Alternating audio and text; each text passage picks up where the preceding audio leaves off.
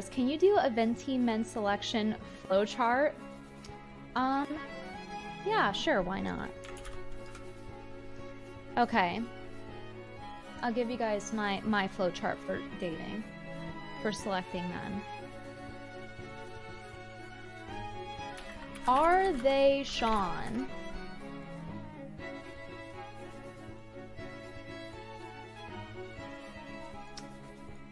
If yes, then date.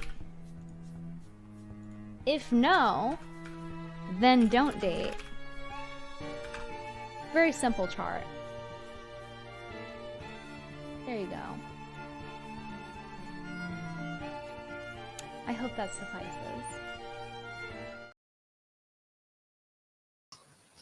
What is going on? It's your boy Rashawn. You already know what time it is, but give me a quick second because my computer, let me make sure I have it on the right setting.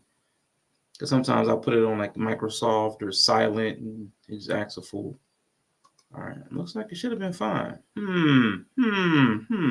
What is up? I did see you in May. Hello. Hope everything's going well for you today.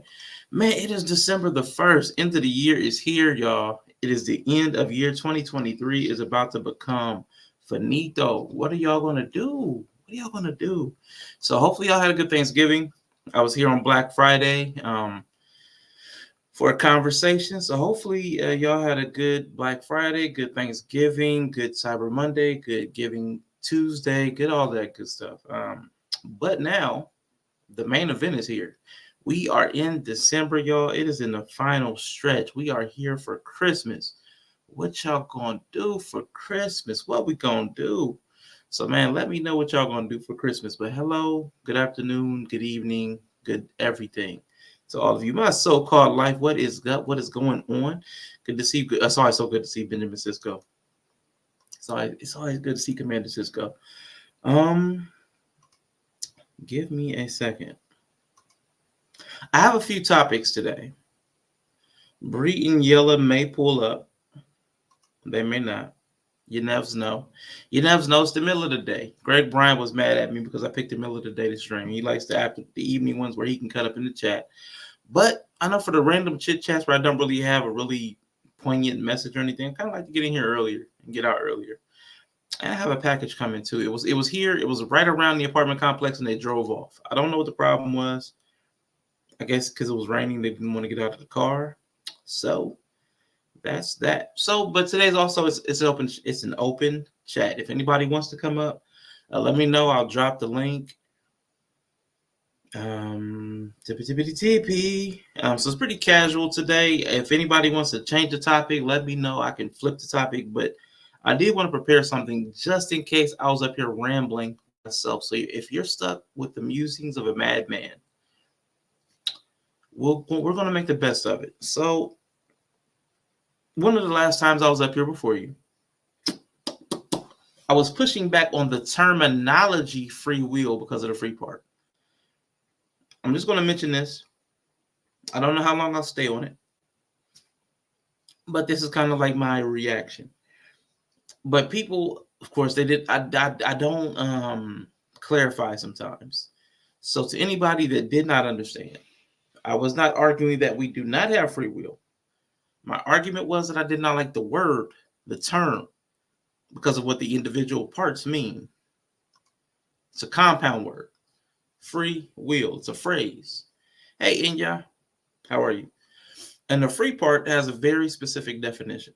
The free part has a very specific definition. So that's kind of what I was getting to. I don't like the terminology because of the definition of one of the components. And it wasn't understood. So I'm debating whether I want to get into that. I have some slides, visual aids. I know a lot of us are, I complained about this a lot earlier in the year. A lot of us are illiterate and enumerate. But I also know we like pictures. We like pictures. We like to see things. And then we can kind of follow it through to, oh, okay. Oh, what? We like pictures. I'm doing well. How are you today?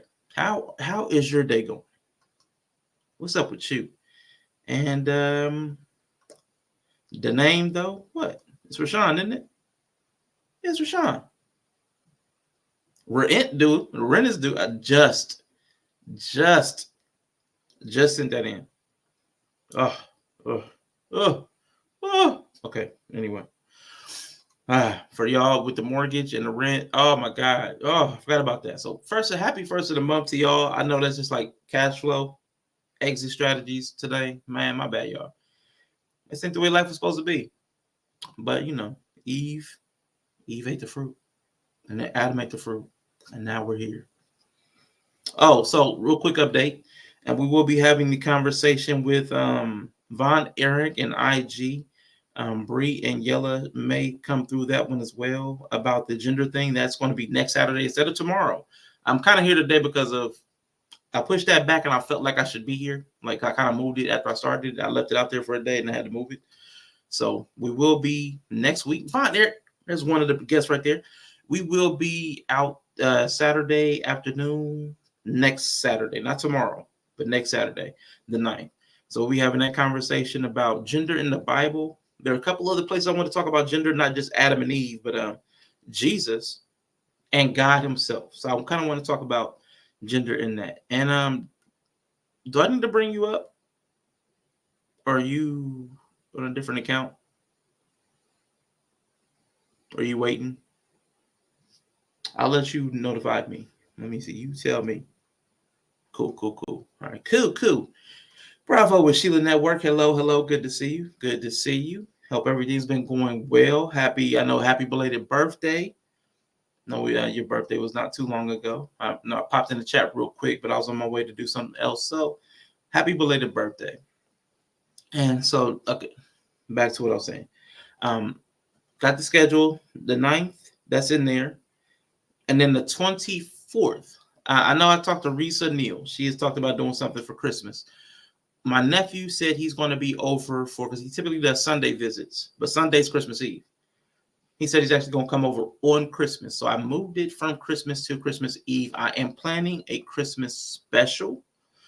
So on Christmas Eve, I will have something put together.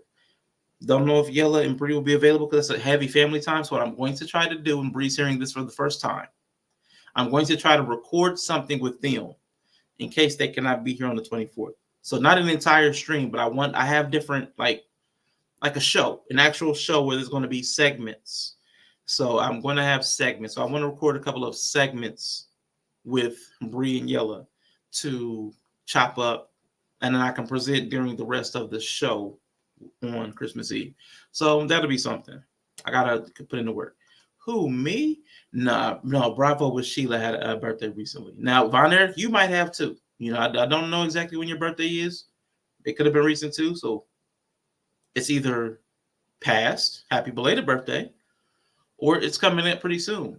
You know, happy birthday, whatever we say when it's coming up. I don't even know. So good to see all of y'all. Good to see all of y'all again. Hope your day is going well.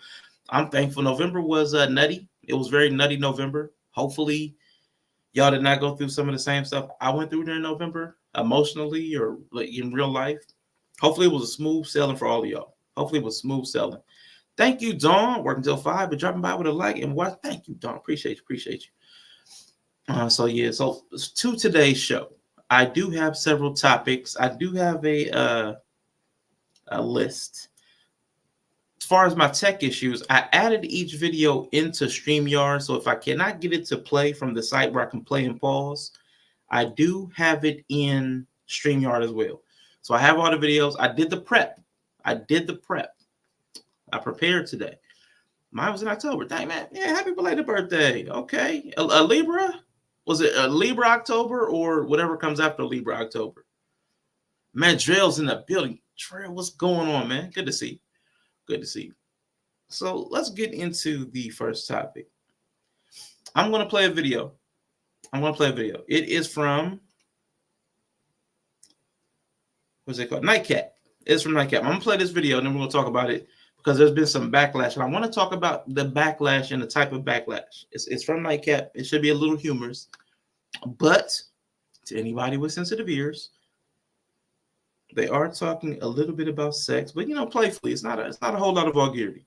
It's not a whole lot of vulgarity. I don't think there might not even be any vulgarity. But, just prepping people. Every now and then somebody's mom is in the chat. Just letting y'all know. Let me share the screen. And we're going to see how this works.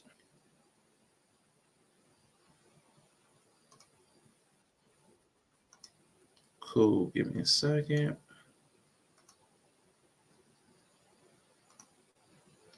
Boom.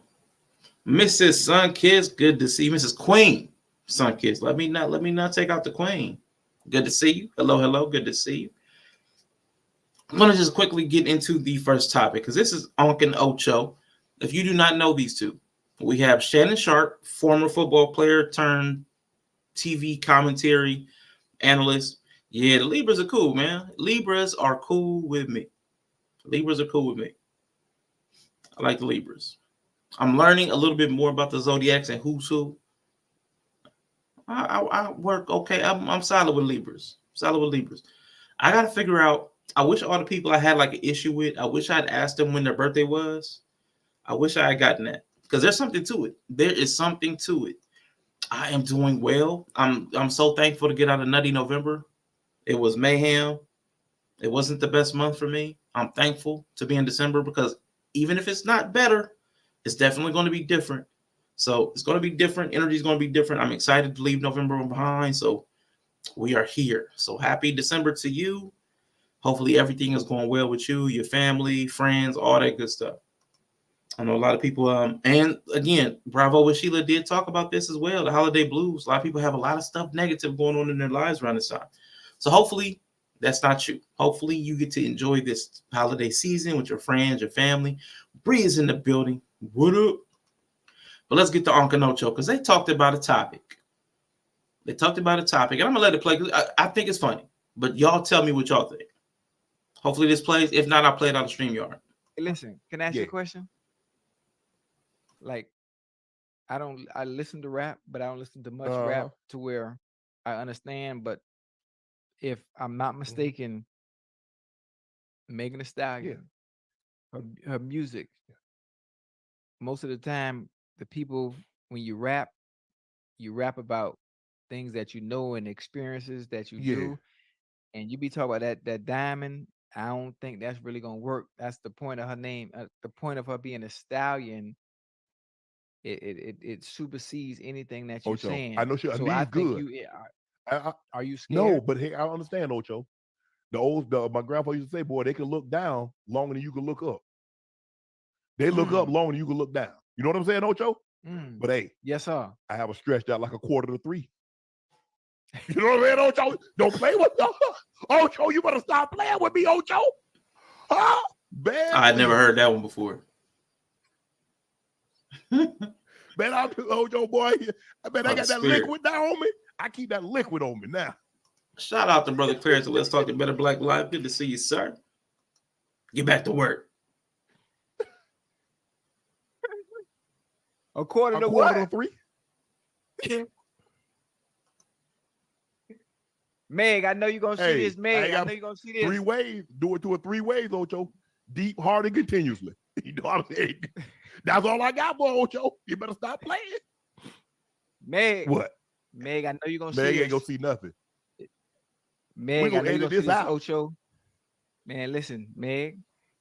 Onk right here, man. I'll let him. I ain't got to say nothing. I ain't got to say he's shooting his shot. Ain't no shooting no shot. Man, look here, man. We just having some fun, Ocho. Yeah. It's all that's how it starts. Opening up like saloon doors.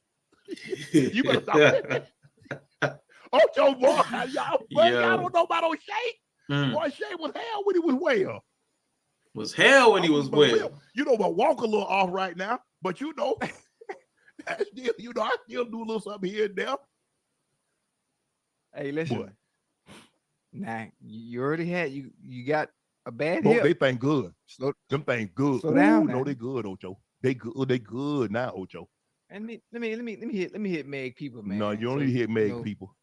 You don't need to hit Meg people. Yeah. I want no problems, Ocho. I just, we just chewing the fat. I don't get scared now. I don't get scared now. The other guy Just pop that back. That's Chad Ochocinco or Chad Johnson. He's another former NFL player.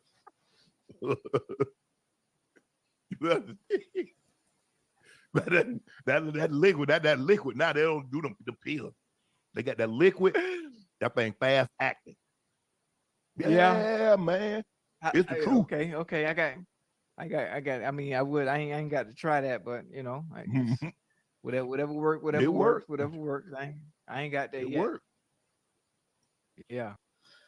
So them two were talking about Meg the Stallion, and you know, Uncle Shay, he was just talking about how excited he would be to spend some time with Meg the Stallion. That's all he was saying. That's all that man was saying. I thought it was funny. I thought it was funny. All right, we got a scaredy cat. We got a scaredy cat in the building. What's up, scaredy cat? What's up, scaredy cat? Can you hear me? Yeah, I can. My voice. Okay, I know my mic is like super low. Okay, hey y'all. I was just in the back kicking it. Gee, that's what's up. I wanted to make sure my mic wasn't gonna go off as soon as I came up here, so I had to give it a minute.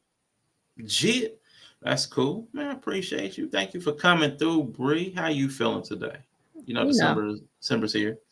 December's here. Rents due again. Yes. It's a way to start the month. Hey, but it's so much better than November. November was trash for me. It was trash for me. What was your November? Good, bad? It was good. Some places bad, and some, like, as far as careers, like work, trash. Like as far as hubby. Then, but as far as business, great. So kind of balancing out a little bit. Right. So that's what's up. It was mid. Whew. Man, I'm thankful to get out of it, man. I mean, I'm excited because it just cannot be the same. It just cannot be the same.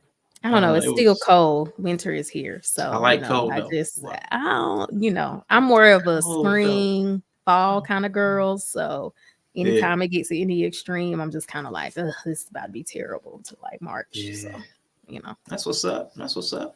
Well, listen, I'm a fall winter guy. I'm excited. Things are about to change. I can't wait. But things change after the conversation with Uncle Ocho. Now, from what you heard, you know what I'm saying? You put the little crying tears in the, he gonna have her like what 12? What do you say? Quarter after 3. It's quarter to 3. Quarter to 3. She gonna be out there. Swinging like saloon doors. But I mean, I thought that was funny. I thought it was funny. He got them old phrases like Yellow. Yellow got those old Southern type phrases. I wish I had that, but I didn't get that. I did not get very the phrases. Old. Yeah, I love it. But what did you think? Like they were just joking around. Did anything like make you like? I feel like it's just men talk, but it's usually not something I'm around for. So I'm just like, I mean, it's not beyond that, but it's. I know that's how y'all. Right. I think that's just kind of like, I think I was just like, man talk. Hey. I don't think man talk is based in reality. So, whoa. I mean, it felt okay in that sense. Whoa. Well, that misandry. I'm not being misandrous. I don't think man talk has to be 100% based in reality. Be real. We be about to do what we say we about to do. No, y'all don't. Everything we say, it be 100%. It's about be to about to. Be it's about to go you hear down. That modifying. But part what had happened was you about to have like 12 and 3, but then the sun be in your eyes because it's like something that's been there your whole life every day. Yeah, you didn't consider in your plans. Wow, yeah, it's like the glare. Sometimes these are the leaders, and then sometimes like you sprain your toe. Like them same toes you didn't had your whole life. Yeah, it's like sometimes stuff ain't happens, got used to them. Or you pull something. Like, you know what I'm saying? You pull something. So you didn't stretch knowing you old. Exactly. Okay. Yeah, sometimes, but you forget because you're so excited, you're happy. Because it's not based in reality. Great. Okay. It's based in the younger version. Y'all, I know y'all all see yourself as fresh out of high school. Y'all still got it. Yeah, sure. That's what it sounded like to me. It's just that's how man talk be sounding. Like, sure you got, sure you are. Yeah, sure you will. Yeah. But no, not offensive. Not offensive. I didn't think so. I mean, man chatter though. Like, I think there's always someone who could be offended by it. Like, there's always some, yes. Because I know it happens all the time, and I've like sometimes caught it a little bit. It's not shocking to me. But maybe somebody would be like, "Oh my gosh, yeah, I can't believe they said that." Yeah, that's kind of what happened. That's kind of exactly what happened. So I'm gonna play. Like there's like 3 minutes on this. There's like 3 minutes on this, and he's gonna be reading some of the reactions from. I mean, it's the comment section, but this is how people feel or their gut reaction to what they heard. So I'm gonna let that play real quick. So homie right here says, with all these sexual assault allegations going on, Unc better choose his words wisely. And I thought he was stretch. I thought that was a stretch because you see, that's the first comment. I'm like, that's a stretch. But when I read these comments, I'm like, whoa. Okay, so the person says, okay, come on now. Say she's beautiful. Say you're attracted to her, but do not speak about her in a sexual nature publicly. When will these men learn? This is in 1995. You will get sued, LOL, for that. I'm like, wait a minute. Do not talk about Meg sexually? Like Megan? You can't get sued for that. Even if you could. But even if you could, but I mean, he didn't say like, he didn't lie. He didn't be like, oh yeah, we was at the hotel and I had her open, like blah blah blah.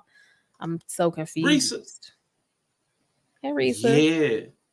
What's going on? But it's Meg Thee Stallion also. Like it's Meg Thee Stallion. Like 80% of her stage persona is hypersexual. So. Exactly. Like with songs like Wet A Punani. Right. Right. Like, what are we talking about? So you can't talk about somebody whose brand is sex, their brand is sex. You can't talk about them in a sexual nature. You have to talk about her personality. Like she's like, what do you have to say? I mean, like, I don't should and like can and these words we have. I don't, I think they're whooping people's ass. Like, yeah. It's going crazy. Should, could, would, like, can't. I don't know. And she speaks about herself in a sexual nature. I'm gonna get into my rant later, but let's continue watching some. We're gonna skip his rant. I got a question for you. That's not shooting a shot. That's just expressing sexual desire. Not one word was spoken about her as a woman. Just filthy spewings from an older man. Because the caption says, Shannon Sharp seemingly shoots his shot at Megan Thee Stallion. This person just laughs at it. Stretched out like a quarter to three. She just laughs at it. The homie right here said, this barbershop talk. Y'all gotta learn how to relax in the comments. You never wife a chick like that. That's why they're talking sexually about her.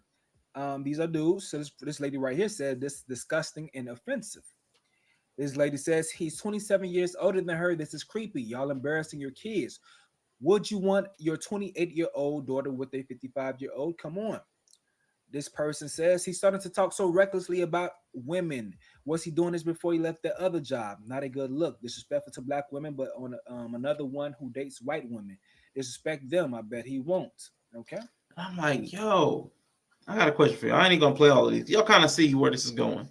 I guess he likes black women again. Uncle ruining his brand with this podcast. I was like, wow, people took this kind of seriously. And I just thought they joke a lot. They joke a lot about a lot. But I was wondering, the question I had for y'all was, who's allowed to say what? Because she talks about sex all the time. Like all the time. She's on her lives talking about sex. Her music's about sex. Everything's about sex. But these guys joke about sex with her, which again is the image she puts out there. This is what she puts out there. And again, this whole stream is not going to be about black women. This is not going to be one of those streams. This is just a topic that I was wondering who's allowed to say what. Because again, this could be analogized to a lot of different people in a lot of different realms. So again, I don't want this to be that thing. Sorry, I just got a weird message. But who's allowed to say what? Because if I can't comment on the very thing you put out there, if you make muffins and I can't say those muffins look good, like that's kind of weird. Where have we gotten to? But what do you think about that, Brie? That was kind of sticking out to me. I was like, that's weird to me. I think people definitely struggle socially because of deficits that they have. I don't think a lot of people understand, like, I don't know how to describe it, like mental boundaries. I think a lot of people just are hearing too much information and they're taking in too much. And I think people are like really anxious and like feel threatened all the time. And so they can't just like have conversations or hear conversations and just ignore them if they don't agree with them. Like I think people take all commentary way too seriously to some degree. And then it's also that overtaking of social justice in every realm. Big face ass. We call it the big face ass Kim. But yeah, it's like people take everything way too serious, and it's just like social justice is permeating everything, and social justice is great, but it's like seeped into realms where you can't really what's the word, like enforce it. Mm-hmm. So now it's just like annoying. Yeah. That's kind of what it feels like to me. Because I don't think people understand like enforcement, like realms of influence, like realms of power, what makes a thing a rule, what makes a thing, yes, a good or bad or a standard or not. And like what is required to set up something to be able to be enforced. I just don't think people like understand those things. And so they're trying to enforce things in spaces that it's just you can't enforce that here, even if it's right, even if it's right by like I guess a moral standpoint or just like a under empathetic standpoint. Even if it's right, it has no place here, so it's just weird. Yeah, I thought it was interesting because I'm like, man, there's a lot of places where I do think like kind of the language policing, tone policing might be useful. Yeah. But like on a person's podcast where you have the ability to turn it off, like you don't have to watch it, it's kind of weird to say what people can and can't when it's not hate speech. It's I don't even want to call it misogynistic or anything like that because it's from a place like sexual liberation. If she's allowed to be out there and sexually liberated, then part of that would be the men can partake in sex with her. That's who she's sexually liberated with, like she's a heterosexual. So it's like that's her brand to hypersexualize to appeal towards men and that idea of sexual liberation for women. Like those are two lanes. Like I don't want to hear that kind of talk about myself. Like as a woman, I would never want to hear that. Like men sitting around talking about what they would do. Like I understand it from that point of view. Like I wouldn't want to hear that, but I'm also not a celebrity. Yeah, chase my ass on the stage. But if you made that your brand, but like, but it's also my brand, so I do understand that it's going. Like, if it's my brand, I'm gonna. But that's what I'm saying. Like for me, I think if it was a brand in which I made a lot of money off of, and like, that's just kind of part of the persona. I don't think it would. I'm sure she's used to it. I'm sure her DMs are full of commentary that's the same. So as far as her, like, I think people just project their own feelings onto other people, because like me as a normal person who just stays home and minds my own business, I wouldn't want to hear that.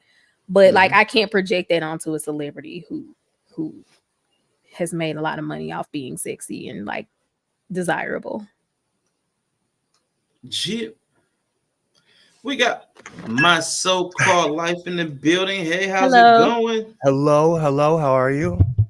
Good. How are you doing? Good. Nice to meet you. You got me going with Ocho Cinco. Oh. Yeah. What did you think about that? You know what? I like what you said, but I think we police each other too much. Okay.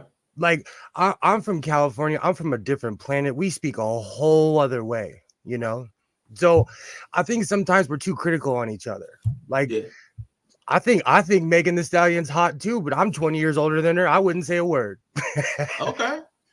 You know, but that's me. Like, I think Ocho's weird for hitting on someone that young, but you know, that's on him. Yeah, I get it. I don't even know how old she is. I think she's around 27, 28. She's around 27. How old isn't it Shannon? Isn't the other guy name? Shannon's got to be 50-something. Shannon's got to be 50-something. I remember him from when I was in elementary school playing football. Ocho's got to be close around my age. He's in the mid-40s, but I know Shay, the one that said the 2:45. Yeah. He's in his 50s, probably 55, 56. He just being a nasty old man. Like that's what old men do. They're nasty. But not all men though. I consider myself semi-old, you know. You know what I'm saying? I would never spit at a 27-year-old like that. Yeah.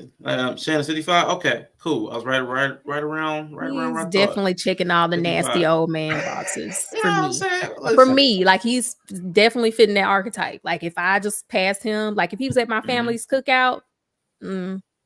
But he is Uncle Cleophas. He's from a different generation, right? Like you know, I grew up around like old men from the South. They were way different than the generation of men now. Right. And I'm from the South, so he seems like an uncle that would be at like my family cookout. Yeah, like I know men who sound literally like him, talk just like that, look like him. I can imagine how he smells. Like I just know his archetype so well. I could just sorry, go ahead. No, I could hear his loafers coming down the hallway like on church Sunday. Like I could just feel it. Like I just know. Shannon's kind of scary too though, because there was footage of him in the airport holding a Pomeranian when somebody was trying to take a picture of him, like, and he's like, oh come on man, he looked crazy. I haven't seen that. He's definitely giving bougie. Like he's just like that southern bougie boule guy to me. Like I just know that. I had a language arts teacher that was like him, not as old, but now he's probably like older, and I can imagine him being a lot like that. I'm in my 40s, so I wouldn't like, I don't know. I have a cutoff. I have a friend of mine. She started having kids at 13. So like I have a certain cutoff of an age of I won't date people of a certain age because I could potentially be your parent. Yeah. But that makes sense. Yeah, I could see that. But yeah, 28.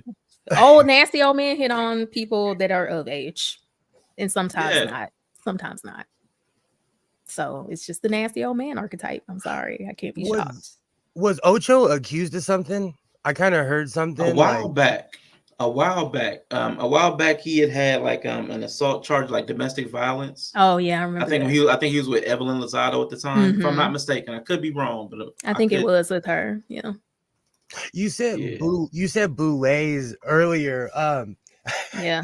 So you're not for the elitists who like to look down and point fingers at each other or at people? No, I don't mind. They're part of Southern culture. Like I'm from Atlanta, so like it's very much so. Atlanta is a lot of like Black excellence culture. Like there are a lot of really rich Black people who've been here for a long time. Like I actually come from a family like that, but I was raised on the West Coast, but my entire family's from Savannah, Georgia. Right. So I mean, I think it's just it's normal to me. That's what I mean. I know his archetype so well. Like there's a whole area in Atlanta that is just like very old, like neighborhood with Black people who have had money for a long time. So it just feels like that kind of brand of. That's what he feels. That's what he sounds like to me when I see him. He just looks. We get that here too. We have the LaMelo balls and the people driving around with Ferraris. And my neighbor has no business. I live in a neighborhood that's all like 1-story houses, 3-bedroom houses. My neighbor drives a Ferrari. Right. I know he spent his life savings on that. I know, but he pretends to be bougie. I mean, but that little 1-story house could be like $50 million in California because it's ridiculous out there. So the property value here is unreal. I could, for the value of my house, I could own a 3-story house in Colorado. But I've been there. Colorado is not the place. Yeah, it's not. Yeah. Yo, Rico, what's going on, Rico? Good to see you. Oh yeah, he did. Forehead banged Evelyn. I remember hands that. Put on her. Yeah.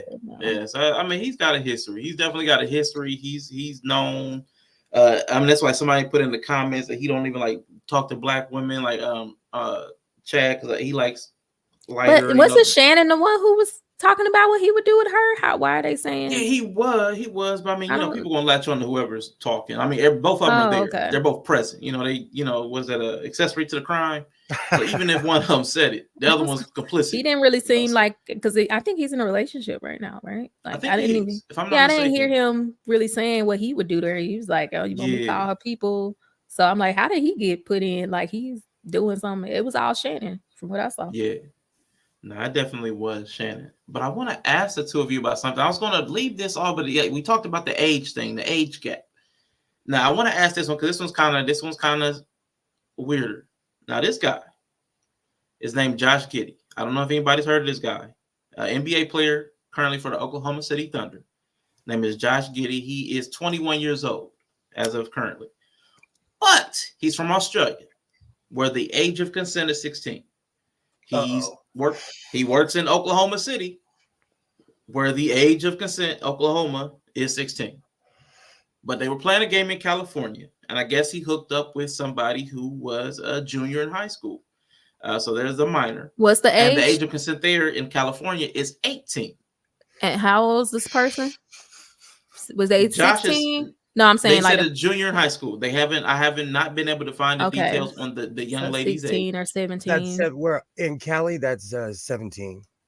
Unless they have 17. Is they either 16 or 17? I guess depending on when their birthday is, True. right? True. Yeah. So they're trying to get an investigation started on him. So I just want to ask y'all, like, again, I don't want to start anything crazy, but I'm just curious about, because I personally have a problem with some of how we do laws here. How some people are okay and they're adults here to make adult decisions, but not over here. It's weird to me. But what are your thoughts on, like, we talked about age gap, but like even with this Josh Giddy, 21, talking to a high school junior, let's say she was 16 for the sake of, she had to be around that age. Yeah. What do you two think about that? Fucking weirdo. The power structure, unfortunately, like, look at the power structure. He's this man in the NBA. He has all these things. He's shiny to a little girl. I'm sorry, to a young lady. You know, to me that's a child. To me that's a child. You know, right? He's a creep. And like age of consent, for me, I don't really like, as far as the letter of the law, we have age of consent, but like she's still a minor, so. Minor across the United States is 18. So I'm like, yeah, if you just like are so weird that you just have to toe the line, then you're probably already on my watch list anyway. And of all states to do something in, California does not play with child support or minors. Like, they don't. We do not play here, like, at all. Don't. You owe money, they'll go to New York, Texas, they'll go anywhere to find you. They're gonna find your ass. They really do. But I mean, like, because like my husband has a daughter, so we have my stepdaughter. She's in Cali. They live in Cali. And it's, with the child support thing, like, yeah, they do. Like, as soon as they got there, like, they moved over there. It was like, oh, this how Cali doing it? Like, I'm used to the South. They might lose your case. You may not ever see your file again. But like, Cali was not playing. Like, they literally had like a child support representative assigned to my husband and to her, and then like they would call and he was getting all the, it evened out because we do travel and stuff. But I was just like, I ain't never seen or heard anything like this. Cali does not play when it comes to that stuff. When my ex-wife and I sued each other, my kid got a lawyer. What? Yeah, everybody gets lawyer. Wow, it's crazy. That's wow. Oh yeah, they don't play here. So I think he's a creep. But again, like, I'm not necessarily the most conservative person, but because I come from a conservative background, I tend to lean that way sometimes. Gotcha. So, like in today's society, we talk so much about the kids, like, oh, we need to protect the kids, we need to do this or that. Where are you at right now? There's a minor who, and the saying is kids can't consent, right? Regardless of how they feel, Yep. I'm with that. Especially in this situation, even more so, because like he's a rich NBA player. Like, what I remember being like a 16-year-old girl and trying to find debauchery to always, like, even my friends just like, oh, what can we do to be terrible today? And so you really can't put that on like, there's probably a bunch of 16-year-olds who would line up for him. Like, let's be real. Like, honestly, it's the reality of teenage dumbness. But like, yeah, I definitely don't. Yeah, he's a creep. There's no excuse. It's definitely been a while since I've been around minors like that aren't family members. Yeah, well, it's true. I mean, every teenage girl thought it was cool to date a guy who was like older, not in high school, had a car, in college, like that. I mean, that was kind of a thing. So, I mean, it's not shocking, but he's still a creep. I do remember like being 13. See, but it was so different. Like 20 something years ago, I remember being in junior high and like 14-year-old girls were dating men that were in their 30s and 40s. Mm-hmm. And they'd pull up. You know, by today's standards, those people would be under the jail. Yep.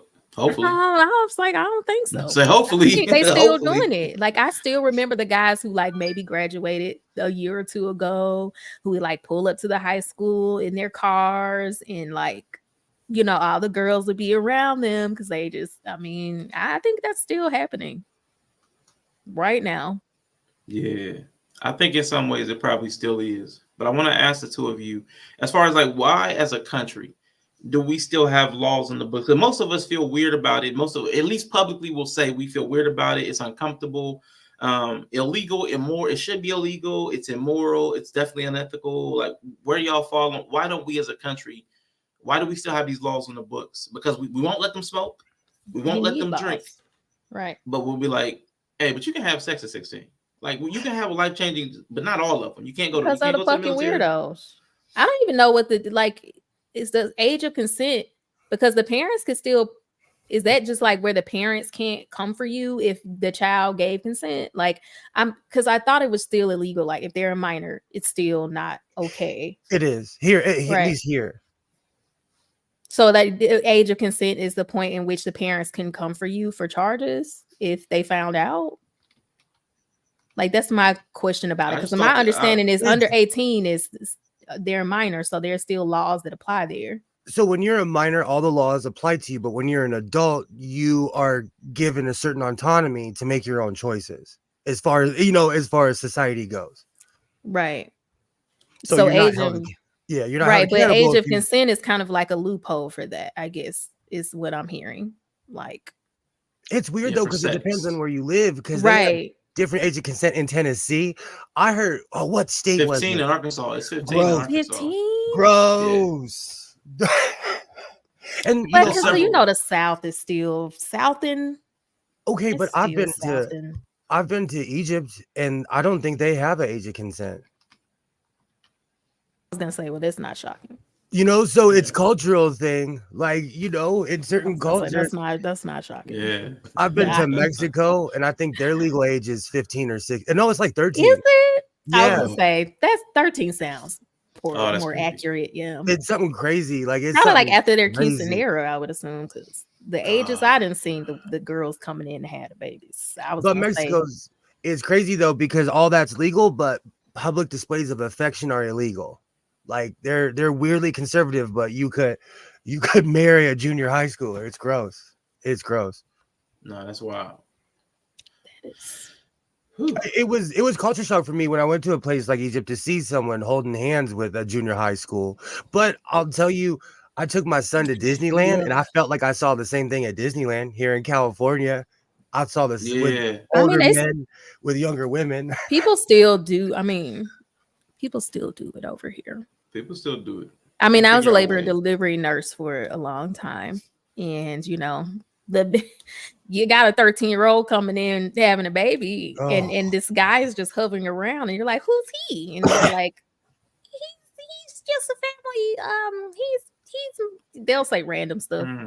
You couldn't have me around. We both go to jail together when I fight you in the parking lot. They won't say it out loud, but you're just like, yeah, like you peep cultural norms. Like, if you have the opportunity to watch enough different people of the same culture come through, you start to understand what's really happening. And so for me, I'm like, yeah, I know what this is already. Just the random guy who's around and not saying anything. Yeah, I'm sure that's the father, but you're 13. You know, this is America, and I'm a mandated reporter. So of course you wouldn't tell me who you really were. In the state of Oregon, if they even sniff it out, you get arrested. If they even they have hardcore laws. Yeah, they're more liberal over there. So, but I'm in Georgia, you know. Oh, okay. West Coasters, we have crazy laws over here too. Like, that's why I had to leave. All drugs are legal in Oregon. All drugs are legal in Oregon. I know. That's why I had to leave. I had to get up out of there. I was like, this is cute. This is cute, but the taxes are wild. The people are crazy. I was like, I gotta go. I gotta get out of here. I'm not even trying to be funny when I say this. I paid $48 at Popeyes 3 days ago, and I'm still mad about it. Between my between my mother, my son, and myself, it was $48. Oh my Prices are God. Cali's unreal. I- Cali is unreal. For Popeye. It's not a real place. I'm Popeyes. convinced it's not a real place. Yeah. It is not even that good, but my mom was like, I'm craving Wanted it. Popeyes. And I had to go, Hey, I had to Popeyes go be take a slapping. load. Hold on, but it's like that's like a $28 meal over here, like maybe 30. Yeah, that's crazy. That's a premium, boy. They put a premium on Popeyes. That's wild. We really don't Dang. even go there anymore. Like most of the time we go to sit down restaurants because it's the same price. God, don't they charge y'all for Shit. plastic bags over there too? Yeah. I said, let me get the hell up Yeah. out of here. Drew. No, amen, drill. Hello. How you doing? What's going on, man? Drew. Hey everyone. Awesome. What's up with you? Candy Dan, what's up, Candy? Hi, Candy Dan. Hello, Candy Dan. It is taxed, but like it's perpetually 70 degrees here. And 70% foolish and expensive. Oh, I'm not. For sure. It's crazy. It is crazy here. But I'm gonna say this: like we're a transitional city, so people move here to be crazy. That's true. True. That's true. And you got over 100,000 homeless people. More. I actually do. That's what I said. That's what I said. Over.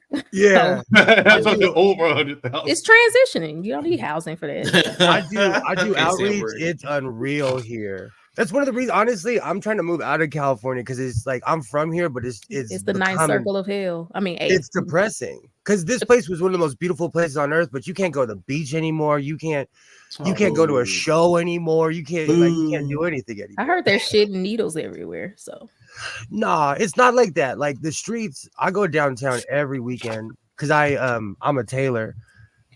It's clean, but they but like they do it mean style. They have what's called the green team.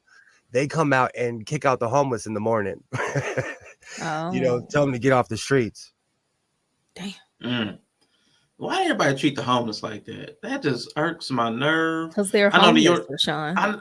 They Rashawn, they don't contribute to society. They don't scare do anything. people. Okay, if they don't contribute to drugs. society, if they don't contribute to society, then society needs to do a little bit more. Than create make uncomfortable street furniture. They can go to do Seattle. Hostile architecture.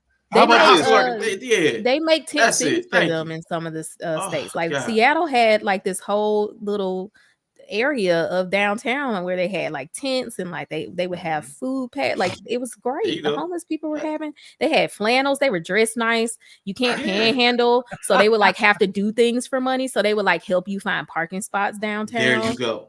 For money. That's how about this? No, you need their help in Seattle. How about this? How about we institute euthanization and get rid of the problem? Here you know, some people. See, some people's lives have more value than others. That's okay. There we go. And Red Pill Man drills back. Yo, here he go. Let me lives drop has more value than now. others. Let me. Okay, and so therefore, if we implement euthanization, okay, we won't have this problem. Yeah, okay? Until it's your turn to get euthanized because somebody somewhere thought you weren't valuable enough. Well, I mean that's my problem, isn't it? I just can't when fall you did, no, when decide, they were like, "Oh, you too light. You gotta." Yeah, but here's the thing: when I'm dead, when I'm dead, Bree, all my problems will be over. So I mean, true. Well, if you're depressed, Mandrill, if you're depressed, just say that. Don't try to kill homeless people. All my problems will be over because you're depressed. I'm kidding about that. I'm kidding, of course. Yeah. No, but I think that society is engineered that way. Though you're gonna have a margin of homeless people. You know, in a capitalist society, you're gonna have a margin of poor, but the thing about capitalism, the strength of capitalism lies in the middle class. It gives the people who are poor a ladder to climb and a goal to reach. So they do at least strive to get at least middle class. And that shit mid. And the middle class, and middle class, I mean, it really is the strength, the backbone of capitalism. The stronger your middle class is, the stronger your society is. You're getting fucked on both sides when you're in middle class. It's great. But it's also value though, because like I was just saying about Popeyes, like I spent $50 at Popeyes for something that should have been $20 anywhere else, because I go to Vegas and Arizona all the time. We pay right now, we're still paying $6 for gas in California. You have to they jokingly say you have to make at least $120,000 to live here. You got to make more than that. Unless I was gonna say that ain't gonna be enough for $6 gas. Well, here's the thing, gas, sir. It is your fault for living in California. I'm very disappointed. I'm very disappointed in Governor Newsom. Back when I had high hopes for him when he was lieutenant governor. I had high hopes for Gavin Newsom. I really did. I thought he had some really good ideas, and I thought when he made governor, he was going to implement them. But he get for some reason with California, every governor gets in there and they suck. Well, like they're all not of them. respecting that it's this way for a reason. I think that's the issue. Like a lot of times, people don't respect the cultures of the places they're actually functioning in, because they had that conversation about the whole Keith Lee thing with Atlanta. It's like every state has a culture. You're saying I'm gonna do this and I'm gonna do that, but do you know what fucking state you're in? Do you know why it's like this now? Like it got here from over time. But like with Keith Lee, is it okay for every single business to be lax and not help you? Where I'm from, a business would fail. If you had that business model, you would be out. Well, Atlanta's very bougie though. Atlanta's very clout chasing, boule, that boule culture again. Atlanta is very classist. Atlanta is very we don't mix. And people think, oh, you're talking about races. No, the rich people stay here and the not rich people stay there, and it's part of the culture of Atlanta. So yeah, you can say what you want about it, but there's a reason it's this way as well. That's crazy. Yeah, that's true. She's absolutely right about that, man. I lived there for a couple of years, and it is bougie. It's very reality TV ish. You know what I'm saying? They try to live that reality TV stuff in real life. They try to, and for a normal person like myself, it doesn't fly. I just didn't like it. I didn't like the people there. I couldn't stand them. I didn't have any friends. I didn't make friends. But the reality you're saying is myself. Yes. Well, I'm just saying, you're saying it's reality TV, but a lot of that reality TV culture is just Atlanta culture, and you started to see it. Those people were like that before the reality TV showed up, and now other people are emulating it because the Atlanta season was the most popular season. But that Atlanta culture, when you look at the first couple seasons of the Real Housewives of Atlanta, that is Atlanta, Black, rich Atlanta existence. That is truly how they were. It is. It's unfortunate, but it's not fake. Yeah, it's unfortunate, fellas. But she's absolutely correct. I'm speaking from experience, man. Living there for a few years, it's like that. I just don't like people like that. That fake. Take your ass back to the hit town. We don't want your ass over here either. I'm mad because we were raised culture. We debutantes and shit. Yeah, we got debutantes. You got debutantes where I was raised too, but it's just like that whole. You don't drive I only date a guy if he drives a BMW. I don't like BMWs. You know what I'm saying? What about a Mercedes? No, I'm not gonna pay. I'm gonna overpay for a European car. I'm just not. No, it's not my style. Well, you're lame. Oh, okay, cool. You know what I'm saying? That was my attitude about it. Oh, okay, cool. Later. I would. And then wait. And then once I do that though, my so-called life, I'm the asshole. No, I get it, dude. I drive a truck. I'm around bougie people. I drive a 1988 Ford F-150. I have a 2000. I have a 2000 F-150 and a Ford Flex. I bought every single one of them at an auction. You know, but people look at me like I'm broke, and they're broke because they can't afford to pay their car bill. You know, I own all my cars. Yeah, you took the smart route. Yeah, and real quick, let me just say what's up to Yella, man. Good to have you, man. Thank you for popping up. Hey, twin, what's up, bro? What am? Can y'all hear me? We good? Audio straight? Hey, boy. Yeah, it's a little voice. I think they can hear you in heaven. I mean, turn this shit down, my guy. This is just my regular. This is just my regular voice. I think they can hear you. I think they can hear you in the Alpha Centauri system. I woke up like this.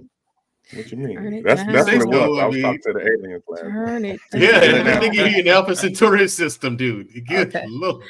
Okay, that's Scam likely in the good now. Hello. I think that's good. Yeah. What's going on? What's going on? So, hello, gentlemen. Scam likely, man. Drew, how's y'all's day going? I know. Say what's up to Yellow. What's up with you two, gentlemen? How's y'all's days going? All right. All is well. Dust and crust as usual. It is dust and crust, man. I'm practicing stoicism these days, Arshawn. I'm actively practicing stoicism. You know. Okay. Now, capital S stoicism, like the Marcus Aurelius, like the principles stoicism. Yes, Marcus Aurelius, Epictetus. I'm suppressing my feelings. Stoicism. It's not about suppressing your feelings. I think it's the latter. Cool. It's not suppressing. It is yes, Marcus Aurelius, Epictetus, Seneca. Yeah, actively practicing it. So okay, all right. Yeah, I put myself in the fire and let it burn, and don't. I mean, you might have seen me around just things that I would have cursed people out about a couple of months ago, but I just sit there now and just. Is weed legal where you live? No, and it will never be. The lottery isn't legal where I am. What? My weed ain't legal. yeah. Here's what gets me though. Every state around us has a lottery. Okay, but crazy. Our state doesn't want a lottery because it's gambling, and gambling is against God. That's literally why people voted against it. I shit you not. got the nerve to talk to about Atlanta? I shit you not. But these same people drive to Georgia, right next door, and get lottery tickets. About Atlanta? Yeah, I am. Y'all got it. Y'all got it coming, Bree. Come on. What state are you from that still care that much about God? Oh, Alabama. Oh, okay. He said, "Oh, well, look, I can't be offended by that reaction either, because I feel the same way. I'm like, I feel the same way about it. It's like, look, I'm from one of the most liberal places on earth. Okay, so when I started heading east, it was culture shock for me. The second I left Texas, everything from that moment was culture shock. Because on the West Coast, we're just different. And that's not an indictment. That's not a bad thing. You know, I would never judge the way someone lives ever, because it's not my place. It depends on how they living, but I would. Depending on how they living, I will judge it. It depends, though. I don't mess with poor people. You know, so I don't pick on them. That's messed up, because I don't know how they got in that situation. It might not have been that person's fault, you know, or that person might have grown up in a situation where they didn't have many options. And so they picked what they thought was the best out of a bunch of bad options. You know, it could be anything when people are poor. So I don't pick on poor people like that. But if you're doing something that is all holistically your fault, and you had options to get out of that situation, and you chose the wrong ones anyway, yeah, dude, I'm at my foot dead in your ass. That's different. I look at that like the pothole theory. On day one, if you hit the pothole, it's the pothole's fault. On day two, if you hit that pothole, no one is there, it's your fault. Right, that whole thing, exactly. That's the same ideology I'm talking about, man. I agree in that sense. Sense. Sorry, but if it's your fault, I'm gonna blame single moms. Of course you would. I'm a single dad, and my ex-wife has my son on the weekends. Yeah, it's your fault. See, it's my fault. Yeah, it's her fault. In fact, I don't believe you, because that's not possible. That's not the way the court system works. You don't have your kids. You're a liar. Okay? Your ex-wife has them. Yeah. He's actually in his room right now. He's homeschooled. My son. Oh, okay. He's in. Yeah. Okay. Cool. Yeah. He's in. I was gonna blame the system. I can't do it. That's right. You gotta. Who's gonna blame the system? That's what we're gonna do. Can't blame the man. It's the system fault. In my case, when I won, the bailiff walked up to me, and a bunch of dudes walked up to me, and they were like, "You're the first dude that I've ever heard win in this court." So I'm not saying it's not any different here. It's just, you know, I was the better person. No, that's what's up. Let's just say the more sober person, I should say. Yeah, that works. I like how you said. That's about the only way you're gonna win. I like how you said. Wait, Bree. I like how you said he's the more sober person. Well, not to imply that he's sober himself. He's just more sober than the other person. He smokes. I'm Cali sober, and I have a good job, so you know, courts leave me alone. I heard that. I have a decent job, so you know, and you know what? She was going through a bad thing. We get along now. Like, and the weird thing is, I get along with her husband. He was my homie back in the day. Oh, so okay. You know, I have an autistic kid. You got to get along. One less fight. Yeah. One less fight. Yeah. Somebody's got to be an adult. Somebody. Right. if that's the situation, then yeah, you're right. Y'all have to get along, man. Dorit, what's up, my guy? That's a huge undertaking to take care of a child with autism. That's a huge undertaking. Especially depends on what side of the spectrum that they're on. You know what I'm saying? My son's like he could be something else. He's middle, but like every once in a while he'll remind me, you know. And it's more about like just little things like gullibility. Like I tell him all the time, don't believe anything anyone says to you ever. Right. If she says she loves you, she's lying. Just to be on the safe side, don't believe anybody. Oh, every day I walk up to him. Right. He laughs every day I walk up to him. I'm like, don't show your D on the internet. But really, what I'm telling him is don't show your D on the internet. Right. I'm hammering that message home. Nah, that's what's up. And listen, I'm gonna introduce this next topic real quick. It's like a 3-minute video that's gonna intro into this that I'm gonna bring in. And there's one behind it, but I think it's like 2 minutes because I had to clip it from different parts of the conversation. It's gonna start by talking about Halle Bailey, but I'm not actually talking about her. It's the dynamic that this lady's gonna bring up that I want to talk about. And I'm gonna ask everybody up here about. So, Halle Bailey, best known by me as one half of the sensational pop R&B musical sisterly duo Chloe and Halle, also as Sky on Grownish, and one time for Lil Tiffany on House of Pain. Okay, I was hoping it wouldn't do that. Give me a second. I'm gonna play the one I put up in StreamYard. Give me a second, because I knew it might just happen.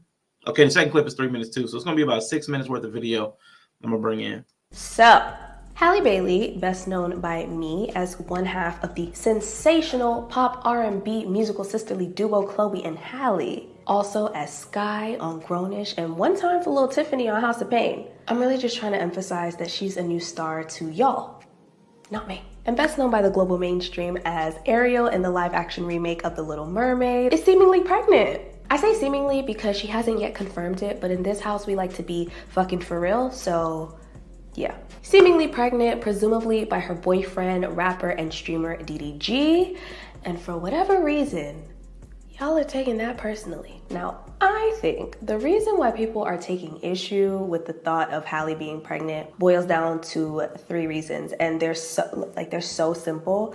I'm saying them in the intro. They're not even gonna get a dedicated chapter. That's how, listen. So 3 reasons. 1, classism. 2, hypergamous ideals / traditionalism, which, well, those are microcosms of classism. So, okay, scratch it. I guess it's just 2 reasons, even easier. Okay, classism and baby mama bias. You see, if DDG were a billionaire instead of a dreadhead chain-wearing rapper, I think people's attitudes would be different. If they were married, I think people's attitudes would be different. If Halle were white, I really think. But when you silence all the rah-rah and you simplify people's concern down to the blunt question of what about this grown woman's life and circumstances makes you, a stranger, deem her unfit to be having a child, that's what it boils down to. Now, aside from this being so entitled and well otada, these biases are masqueraded by some pretty solid talking points. I'll give y'all that. People are noticing a trend of famous Black women reaching the peaks of their careers and then magically winding up pregnant by men who are less famous, less wealthy, or just don't have the same amount of potential or opportunity as them. And it almost makes you want to ask, like, this nigga trapping you? No, seriously, are these men recognizing your potential and in response, reproductively tethering themselves to you before you can realize that you kind of out of their league? Because it's not just Halle. Look at Cardi. We are talking her debut album had just come out. This was a #1 album, a record-breaking album, an album that eventually went on to win a Grammy. And then boom, pregnant. We can bring it to sports and say Naomi Osaka. We hadn't seen consistent talent and record-breaking like that probably since Serena. And right when she had secured the #1 spot, boom, pregnant. Keke Palmer was finally dead set in the center of the spotlight. Star of a blockbuster film. finally getting the praise and celebration that she had been deserving of for at least the past decade. And then, boom, pregnant. Mona Leo, pregnant. Sexy Red, pregnant. The trend is trending. And the conversation of potential reproductive manipulation by men certainly deserves to have its day somewhere else. But today, we gonna talk about what she brought into it. Because I thought that was crazy to me. Reproductive manipulation, she called it? Reproductive tethering. Reproductive tethering. Like, because me and her out here trapping women at the height of their earning potential. I can't wait to hear what Yella has to say about it. And that's what I thought. I was like, when she was talking about trapping. Yeah, I can't wait to hear what Yella has to say. She was talking about trapping. Right. I can't wait to hear what she got to say. I'll fall back and let everybody else say what they got to say. Yeah. So let's start with one of the last people in. Let's start with scam likely. Like, just that even concept. Before I even go into like what I want to bring out of it, I just want to like, how did that land on y'all? Because y'all may have heard something different than anything my mind even thought of when I first heard it. I'll go in on it and I'll make it pretty simple. Number one, I usually don't talk about celebrities because you don't know them people. We don't know who he is. We don't know who she is. You don't. Two, all the talking point mafia says is a woman making all this money. We don't care about your money. It doesn't increase your value. But then you complain about a woman who's making the money, date the dude that don't got the money. I'm confused. Now she's super valuable and she's supposed to date up and do all this whatever. But the money, I thought the money didn't have no value. I'm just saying. That's all I got. Sounds like dust to me. But you know how I feel about the talking point mafia. Got you. What about you, man, Drill? What you think when you first heard? It's dust. It is. I mean, it's not very well thought out, if thought out at all. I mean, I don't think guys are trapping women with money with babies. That's not a trap. The women are getting custody of the kids, and they still have the money. So what's the guy getting out of it? He's not getting child support. They're not married, so he's not getting alimony. And like, so where's the angle here? You know what I'm saying? I'm just like, what do you don't get anything out of this if you're a guy and this is your MO to trap a woman with a baby. That's no, women are showing you day to day that they'll have your baby and they will leave you quickly. So what's her point? I mean, where's she going with it? Like she said something like I said, reproductive manipulation and reproductive tethering. Yeah. You want to be connected just because you're connected to her doesn't mean you're going to be famous. Ask Stedman with the whole Oprah situation. You know what I'm saying? No one knows who Stedman is. People barely know what the guy looks like. So, you know, and the guy who was with Keke Palmer, if he wasn't hitting on her and stuff like that, then no one would know who he is either. But, I mean, he's just in the news because of drama. That's it. No one knew who that guy was. When she got pregnant, no one knew who that guy was. So, that's me. I think she's saying that for sensationalization and for views and clicks. That's fair. My so-called life. How did that land on you? What themes came out of that for you? First off, what happened to falling in love with a ninja with a bus pass? What happened to just two people liking each other? Like, I don't know their business. I don't know what's going on. You know, the younger generation trips me out. I don't even get this way of thinking. Like, if you take a man and you take a woman and they spend the night together, a baby happens. It's not that complicated. All this trapping and all that, like, you can't stop nature. You can't. So I don't even get her way of thinking. But again, I'm in my 40s. I'm from a different generation, you know. Same here. I'm 45, dude. So I mean, exactly. So yeah. And another thing, I was raised by old heads. So like, all that new age stuff just would not happen in my house. It just would not happen, you know. I think we are over analytical about the wrong things. Gotcha. I got you. What about you, Bree? What did you pull out of that? Well, first of all, it was weird because DDG probably has about the same amount of money as Halle right now. Maybe now that she has more brand deals post Little Mermaid, she might have inched beyond him. But he's very accomplished on his own. And it was funny that she was like, if he was a billionaire, but she didn't mention that he's a multi-millionaire.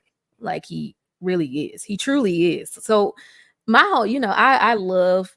I know a lot of people don't like DDG. I've watched his content outside of Halle, like before they got together. I enjoy his content. I like seeing like how he takes care of his family. It's very family centered. Seems like a solid dude. Like he's just a nerdy guy, very intelligent.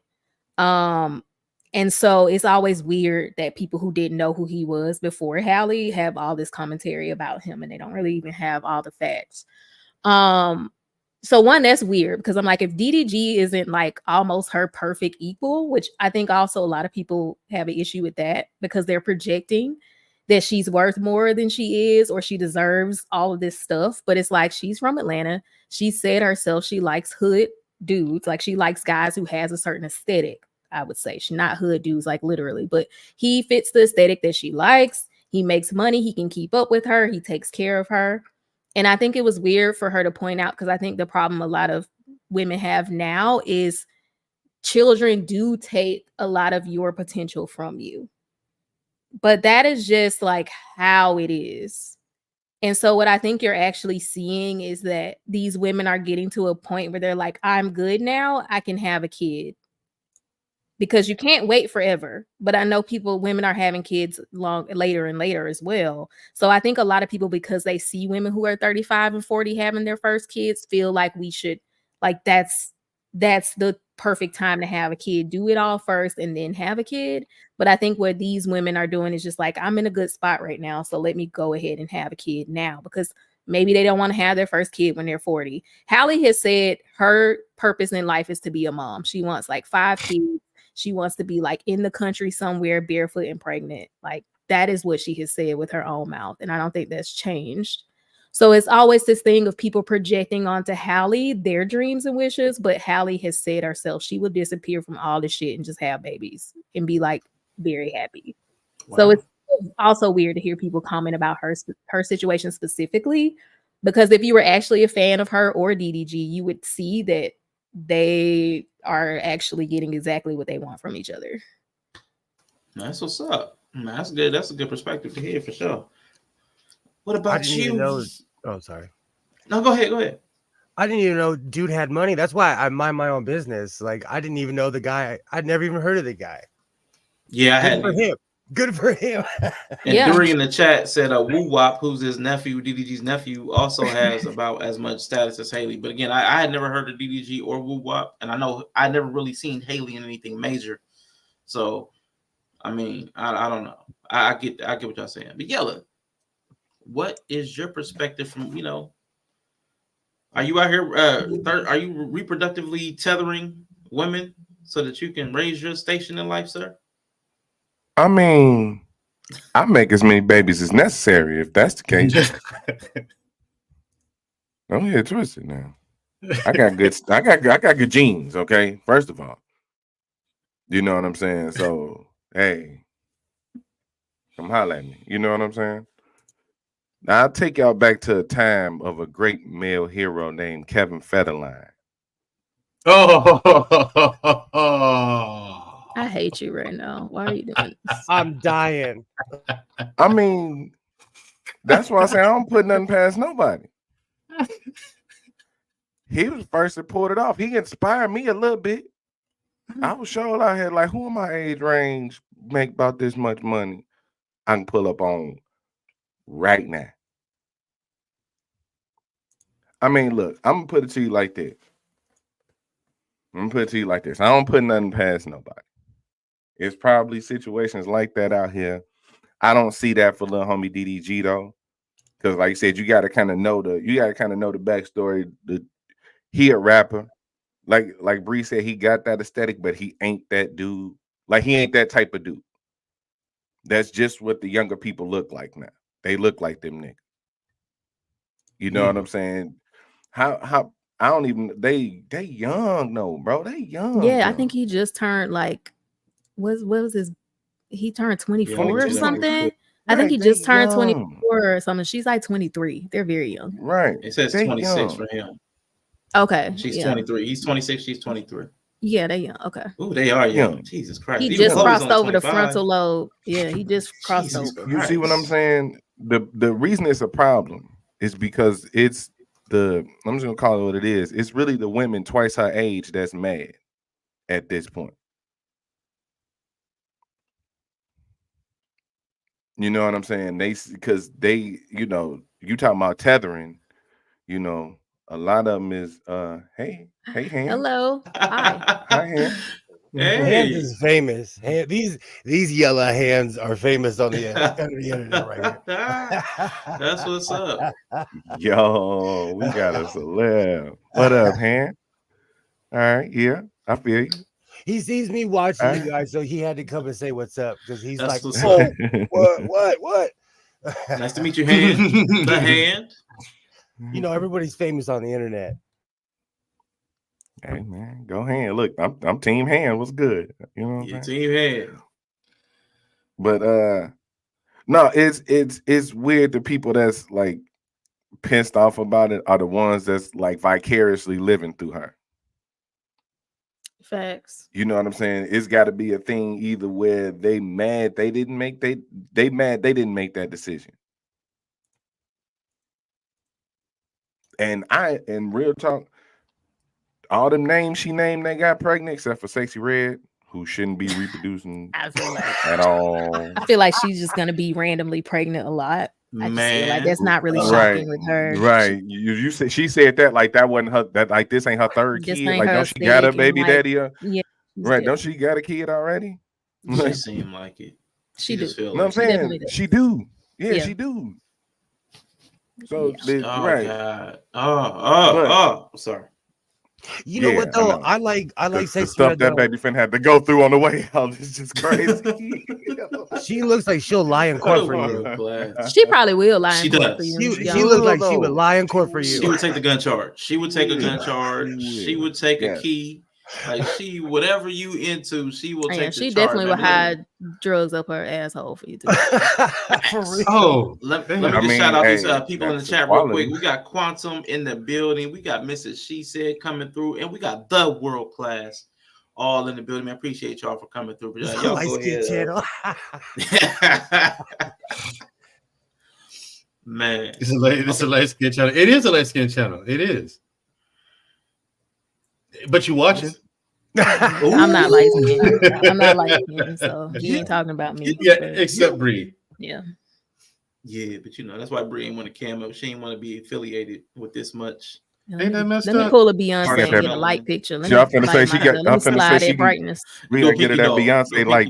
Yeah, we gotta get her that Beyonce light.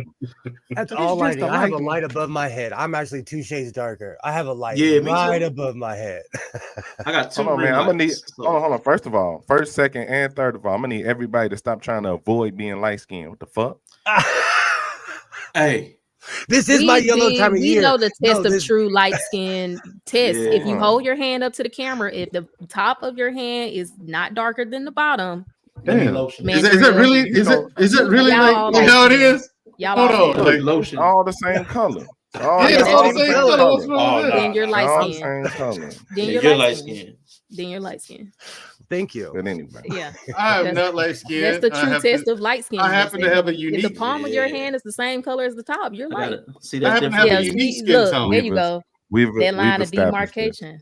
That is. We've established this already. Okay. I'm golden.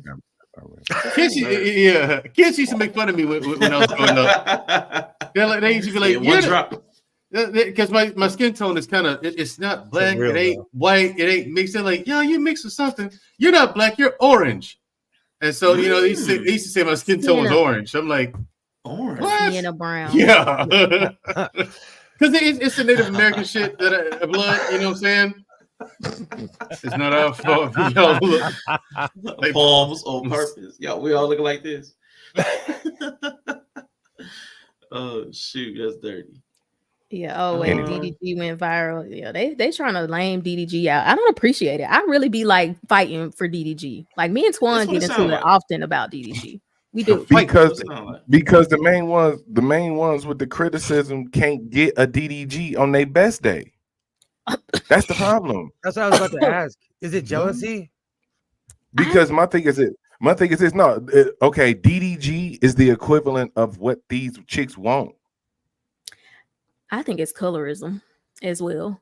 Because of his aesthetic. I think because of his aesthetic. I think they really don't like black men who are successful and like have an aesthetic. Like how could you hate him? He's valedictorian of his class. He's very intelligent. He doesn't actually get into any trouble. He says this himself. He's very close-knit to his family. Like he doesn't get into anything. Like, yeah, he got into trolling. He used to be a troll. So like when he was younger, he trolled a lot. So yeah, he still got a little troll in him. But like he's also just now turning 26. I feel like they don't like his aesthetic. I think it's a colorism aspect to it. Yeah, no girl. T Noir said classism. She thought I'm colorism and classism. There's a linkage there. So that's why I was going to bring it into it. What I found, and this is me, I like taking it from person to conception. I agree with Scam Likely about Dusty Sphere. He's had a lot of names, but Scam Likely has said, I don't get into celebrities. I like to use the celebrities to get to the truth of what's under it. Like, because they're human, they're still people. So like they have an experience. It may be different than ours, but there's a level of sameness too. What I think though is it helped me see what I've been trying to understand when I hear women talk on the internet a lot. When I hear them talk, and I'm like, they have like these competing like narratives in their head. And I was able to pull out, when I heard this, I was like, finally, I was able to pull out the three things that are competing. Now, one of them, she talked about the classism, but I'm gonna change it. I'm gonna change it to feminism, because T Noir especially, she's steeped in feminist theory. So that's one of the things. Like there's a lane of feminism. But then there's capitalism, like to get to the bag, boss chick. There's a lane of capitalism because you got to get your money independent. I got to take care of myself. No, I can't trust no man to take care of you. But then there's a layer of humanism. Like I'm a human. We have value. All three of those cannot coexist. You can pick two of them. You can make two of them work, but you cannot make all three work at the same time. And there's another guy that was talking about something else, but it relates. I'm going to let him say it, and I'm going to try to explain it. I'll say it as many times as you need. Equal income, men pay for everything, no hoes. Pick two. You got no hoes. That's the part that got me. And the no hoes, that's I'm a human. I have feelings. I have value. I can either get treated like a human. Capitalism, I'm a product, or feminism, I'm a leader. All three of those cannot work together. All three of them, because like at some point you're going to get some opposition. If I'm human and I'm a product, well then I also can't be a leader because I'm getting exploited. If I'm human and I'm a feminist, I'm a leader, well then I can't allow myself to be exploited by capitalism. And if I'm a feminist, I'm a leader, and I'm a product like capitalism, well, then that, again, is going to remove my humanness. That's going to take away my human. Because, again, I have to be exploited with capitalism. That's the only way capitalism works, is for the exploitation. You have to become a brand, a product. Like, so you can't fit all three together. You can get two of them. You can get two of them to coexist. There's going to be some tension between the ideals, but you cannot get all three to work. And I think what happens is, like, even with the lady talking, T Noir, she's talking about feminism. Like, okay, a woman can be empowered. She can make her own decisions. Okay, cool. Then capitalism. Well, then she has to have a man that makes more money. Like, why? If she had a billionaire, nobody would have a problem. That's the capitalism, that hypergamy, that traditionalism. Then there's that third one, humanism. And that's where they lose it. Because they want to be a human, but then they're also commodifying the guy. They're putting a value on him, removing his humanity. So like you lose yourself trying to go through three different schools of thought. And it's hard it's impossible to make all of those work at the same time without you have to do some amazing mental gymnastics. But I find that when I'm hearing people talk, That's what I'm hearing. They're going through different schools of thought that require different value sets that are incongruent. And that's what when I heard that, I was like, oh, it finally makes sense. People are trying to make these three things fit and they can't. You can't be a product and a person and like a placeholder, like a position. You can't be all three. Something has to give. And I think people are unwilling to, they're not willing to give that up. They want to have everything and you can't. Something has to be sacrificed on the altar. But I know I took it like to a conceptual level. But what do y'all think on that? Because like when I heard her talking, that's what came to my mind. I was like, oh wow, I finally heard it. People are walking in 3 lanes and you only got 2 legs. Now that what you just said there, that was beautiful. People are walking in 3 lanes, but they only have 2 legs. See, Arshawn, this is why you don't need to quit. But I'm here, so I didn't quit. I'm here, so I didn't quit. No, because seriously, we just like come to 3 the hours parties and then we just show up again when he's streaming at this point. 3 hours from now, this is basically when Prince changed his name to a symbol. At this point, gotcha. I'm gonna gotcha, Yellow. Yeah, Yellow. Y'all gonna hear me say that too. People are walking in 3 lanes, but you only got 2 legs. I'm still in that. I'm just letting you know now. I am going to use that, Arshawn. I'm stealing that. I'm stealing it. I am going to use that. That's That's brilliant. No, it's true though. It's true. Yeah. That's like honestly, I ride bikes and I get judged all the time until people find out I can pay my bills because they see me on my motorcycle or you know what I'm saying? Like I get judged all the time. And I'm that hippie on a bike. I say it all the time. Like someone will see me somewhere, and then they'll see me at the store with my son. Like, oh, he's paying for all that. Oh, I'm hot all of a sudden because I look like I can pay rent. You know, I'm beautiful. It's nothing hotter than being able to pay rent. It's first of the month. Man, first of the month, y'all. First of the month, right? I know, right? Yeah. Shout out to Nova. I don't think I agreed to Nova when he came in, but shout out to you, Nova. Appreciate you, Brian. I know it's early for you. It's like noon here, his time. West Coast. You're another West Coaster. But no, I don't think DDG is allowed to be human. So I agree with what you're saying because there's like no humanness aspect of it in there at all. It's like, and then like when she was in The Little Mermaid, they were trying to, they want her to be with the white guy so bad. They want her to be with a white guy so bad. Like, I don't know why. It's a weird obsession because if you're like, well, who should she be with? Who wants her to be with a white guy? A lot of the people who hate him, like when you're like, well, then if he's not good enough for her, he makes about the same as she makes. They're about the same age, so he's not exploiting her. He's not like a 40-year-old weirdo. Like they're the same age, they make about the same amount of money. Culturally, they share the same background. Like, so who should she be with? Like, point me to who she should be with. And like when she was doing the Little Mermaid tour, a lot of people wanted her to date her co-star. I guess the guy who played Prince Eric, they she would be so cute with him. So a lot of time it's a white man, even if they're not saying it. Like that's because what black man makes enough and who is perfect that we could all see Halle dating, who's not like 50. Well, I mean, I'm perfect. So. Is this all court of public opinion? She said not 50. Not damn if I'm not 50 either. She's not damn near 50. I'm not damn near 50. I said damn near 50. I got a whole 5 years. I got a whole 5 years ago. Let's say 30. Can anybody up here 50? Name a black guy who is 30 years old or younger who probably could keep up, like would be a good pair with her? I ask people this all the time. I can't even myself really think of a young black guy who's like in that industry. Really, it would probably be somebody who's not super famous, but like adjacent to the industry. It'll be like a Kai or somebody like that. It'll be somebody still in the same vein of a DDG. Is that the guy who faked jail? It'll be like a Kai. Yeah, that's it wouldn't be somebody like terrible. that. Yeah. But, I don't get this I mean, generation. I don't get it. But that's what I'm saying though. It's like that's what I'm saying. Because if he make the same turn that because DDG was doing the same thing. He was that same type of content creator. He just shifted his brand a little bit. Yeah, he just does like family vlogs and stuff a lot. Right. He decided that okay, I'm going to start a family. Me and my girlfriend to go over here and do this, which I've done that. So I understand. Like, hey, look, it's time to build my family.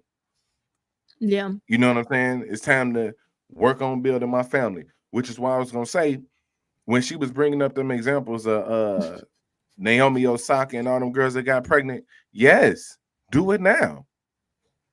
Why not? And see, they don't want to accept that these are the good childbearing years. I think in a lot of modern feminist theory, like fifth wave feminism, I damn near think we're on.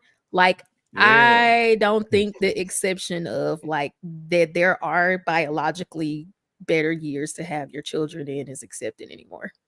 Yeah, because that's what I'm saying. The ones that's complaining is the goofuses that didn't froze their eggs because they company they work for offers it part of their medical program. I'll just blame wait till I'm done with my career. Yeah, you can keep them in the workforce longer. Have them freeze their eggs. There is something to be said. And they really mad because they couldn't find that dude who would be able to. That's what I'm saying. And there's a certain idea, right? And this ain't to say nothing bad about none of the girls she mentioned, but if you could get that dude, you would get that dude. A level. That's where the whole idea of a level of success for a woman really don't matter to certain men who are as successful as her. Now, if you broke, cool. That's when it matters. That's why I'm like, I don't put it past none of these dudes. But that idea definitely takes effect when you looking at somebody who's very much equal in life, such as Halle and DDG. Her money don't matter to him because her money don't matter to him because he can maintain while she down and pregnant. And she ain't down and pregnant. She everywhere. That's why everybody mad. Because she out here with these big ass clothes on. Then she getting brand deals pregnant. What's wrong with being young and pregnant? Like my parents had me when they were 43 and 44. Bro. My parents were old. They were like, oops, we're having another kid. My brother raised me and my sister, basically. Damn. You know what I'm saying? Because my parents were senior citizens by the time I was in elementary school, really, if you think about it. Yeah. They ain't had no patience for a teenager. No, I didn't get along with my pops until I was in my 30s. Yeah. Because, he was like, oh, I had another kid. And he had Too 9 fucking already. old for this shit. I'm not arguing with no teenager when I'm damn near 60. Yeah. Oh, they had no patience. That's what I'm going to say. My mom, and still my mom was 37. Pops was 36. You shouldn't be 50-something with no teenager like that. Mm-hmm. Well, I think that's part, like I've just seen that. I think the feminist, like you can have it all thing has caused this thing where women are pushing back having kids later because they're getting a career in order to make sure they're financially stable. And it's kind of like a unspoken formula now. So when a woman is like 23 having a baby, people are like, hold on, you're making a mistake. Yeah. From their experience. That's how they felt. Yeah. And they don't really accept like her reality. She's not poor and she's not like, there are situations where if I saw a 23-year-old woman pregnant, I'd be like, girl, you fucking up. It's over for you, bitch. It's over. Like, but Halle is not in that situation. Like, kids really do fuck. Like, they take your potential. Like, we can't even. That's not up for discussion. It's definitely a sacrifice. It's limiting you. It's definitely like, bitch, it's over. I'm laughing because it's true. No, it's true. Like before my kid was born, like me and my ex-wife, we partied hard. Like we partied hard. Like have fun. We don't do none of that. Both of us. It take your potential, but let's be clear. She's at her potential right now. Exactly. Yeah. Right. That's why she's good. It takes a lot of earning income potential is what. But the average person ain't gonna have it. The average person ain't gonna have it at 25. Right. And that's why they mad because they twice her age still manifesting that level of success that she reached 10 years ago. Why you had to say manifesting? Why you had to bring manifesting into this? I don't get the new age, like all this haterism nowadays. I like if someone makes it, I'm like, hey, good for you. Good for you. I don't get that now. It's weird to me why people judge each other so much. And I think she made it. I'm from hippy dippy California. Right. But I think because she made it, she's been like thrusted up into a like God role to them a lot. It's like this weird thing where you see a woman who makes it, then they throw all of this shit on you of what you have to be, and it doesn't really consider who you actually are. So let me ask y'all a question real quick, because I found this and Meg Thee Stallion, I think, are both the same thing for me. They're people who have created enough space for themselves that they can escape the traps that everybody else is complaining about. Like most people are trying to make enough money so they can start a family. Most people would rather, I want to make enough money to start a family. Most people would rather that, so I'm stable. Like, they've done that. And or for Meg Thee Stallion, it's a sexual liberation. Like, okay, you have enough money to take care of whatever happens from being sexually liberated. You have the money, lawyers, doctors, whatever comes, they can take care of themselves. They've actualized the height of, I'm gonna say, femininity. So they have no worries because they're safe, and they're still being shadowed by all of the fears that the public has. I'm going to get too old. No, she's not. She's 25 and she was starting a family. Well, you got to get married. Why? Because most of y'all are telling people not to get married because you're going to regret it and these men ain't nothing. Or don't be out here don't be tied to no man. You need to have sex when you're young, and then when you're older, you need to settle down. God forbid he would have married her. They would have been like, oh, he's trying to trap her. So no matter, every path is wrong. Or even if they waited, because the people that wait still get the same shunning. Don't wait, girl. You need to experience life. It's no matter which path, they would have failed. Meg had no win. Halle has no win as far as the public perception. Why do we then not allow? Why can't we see what victory looks like? Why can't we recognize it when people reach? Black people love struggle. They love it. But then complain about it. What? I just don't know why you again, I would never, if I'm trying to be like somebody, I would never hate on it. I don't hate on rich people because I want to be like them. And I'm not saying their actions, I'm talking about the money they have. I'm not talking about their actions. I'm not gonna repeat the weirdo stuff, But that's the trick though. They don't want to be like the celebrities. They want the celebrity to be like them. That's weird. The hook, check it out. The hook to most people, the hook right now to most celebrities, most streamers, most people who are somewhat popular is relatability. That's the key hook right now. As long as you can keep that veil of relatability, then they want you to be like them. They want you to be successful, but still make the same dumb mistakes that they make, or still approach life from this whacked out ass fucking perspective. Because there's no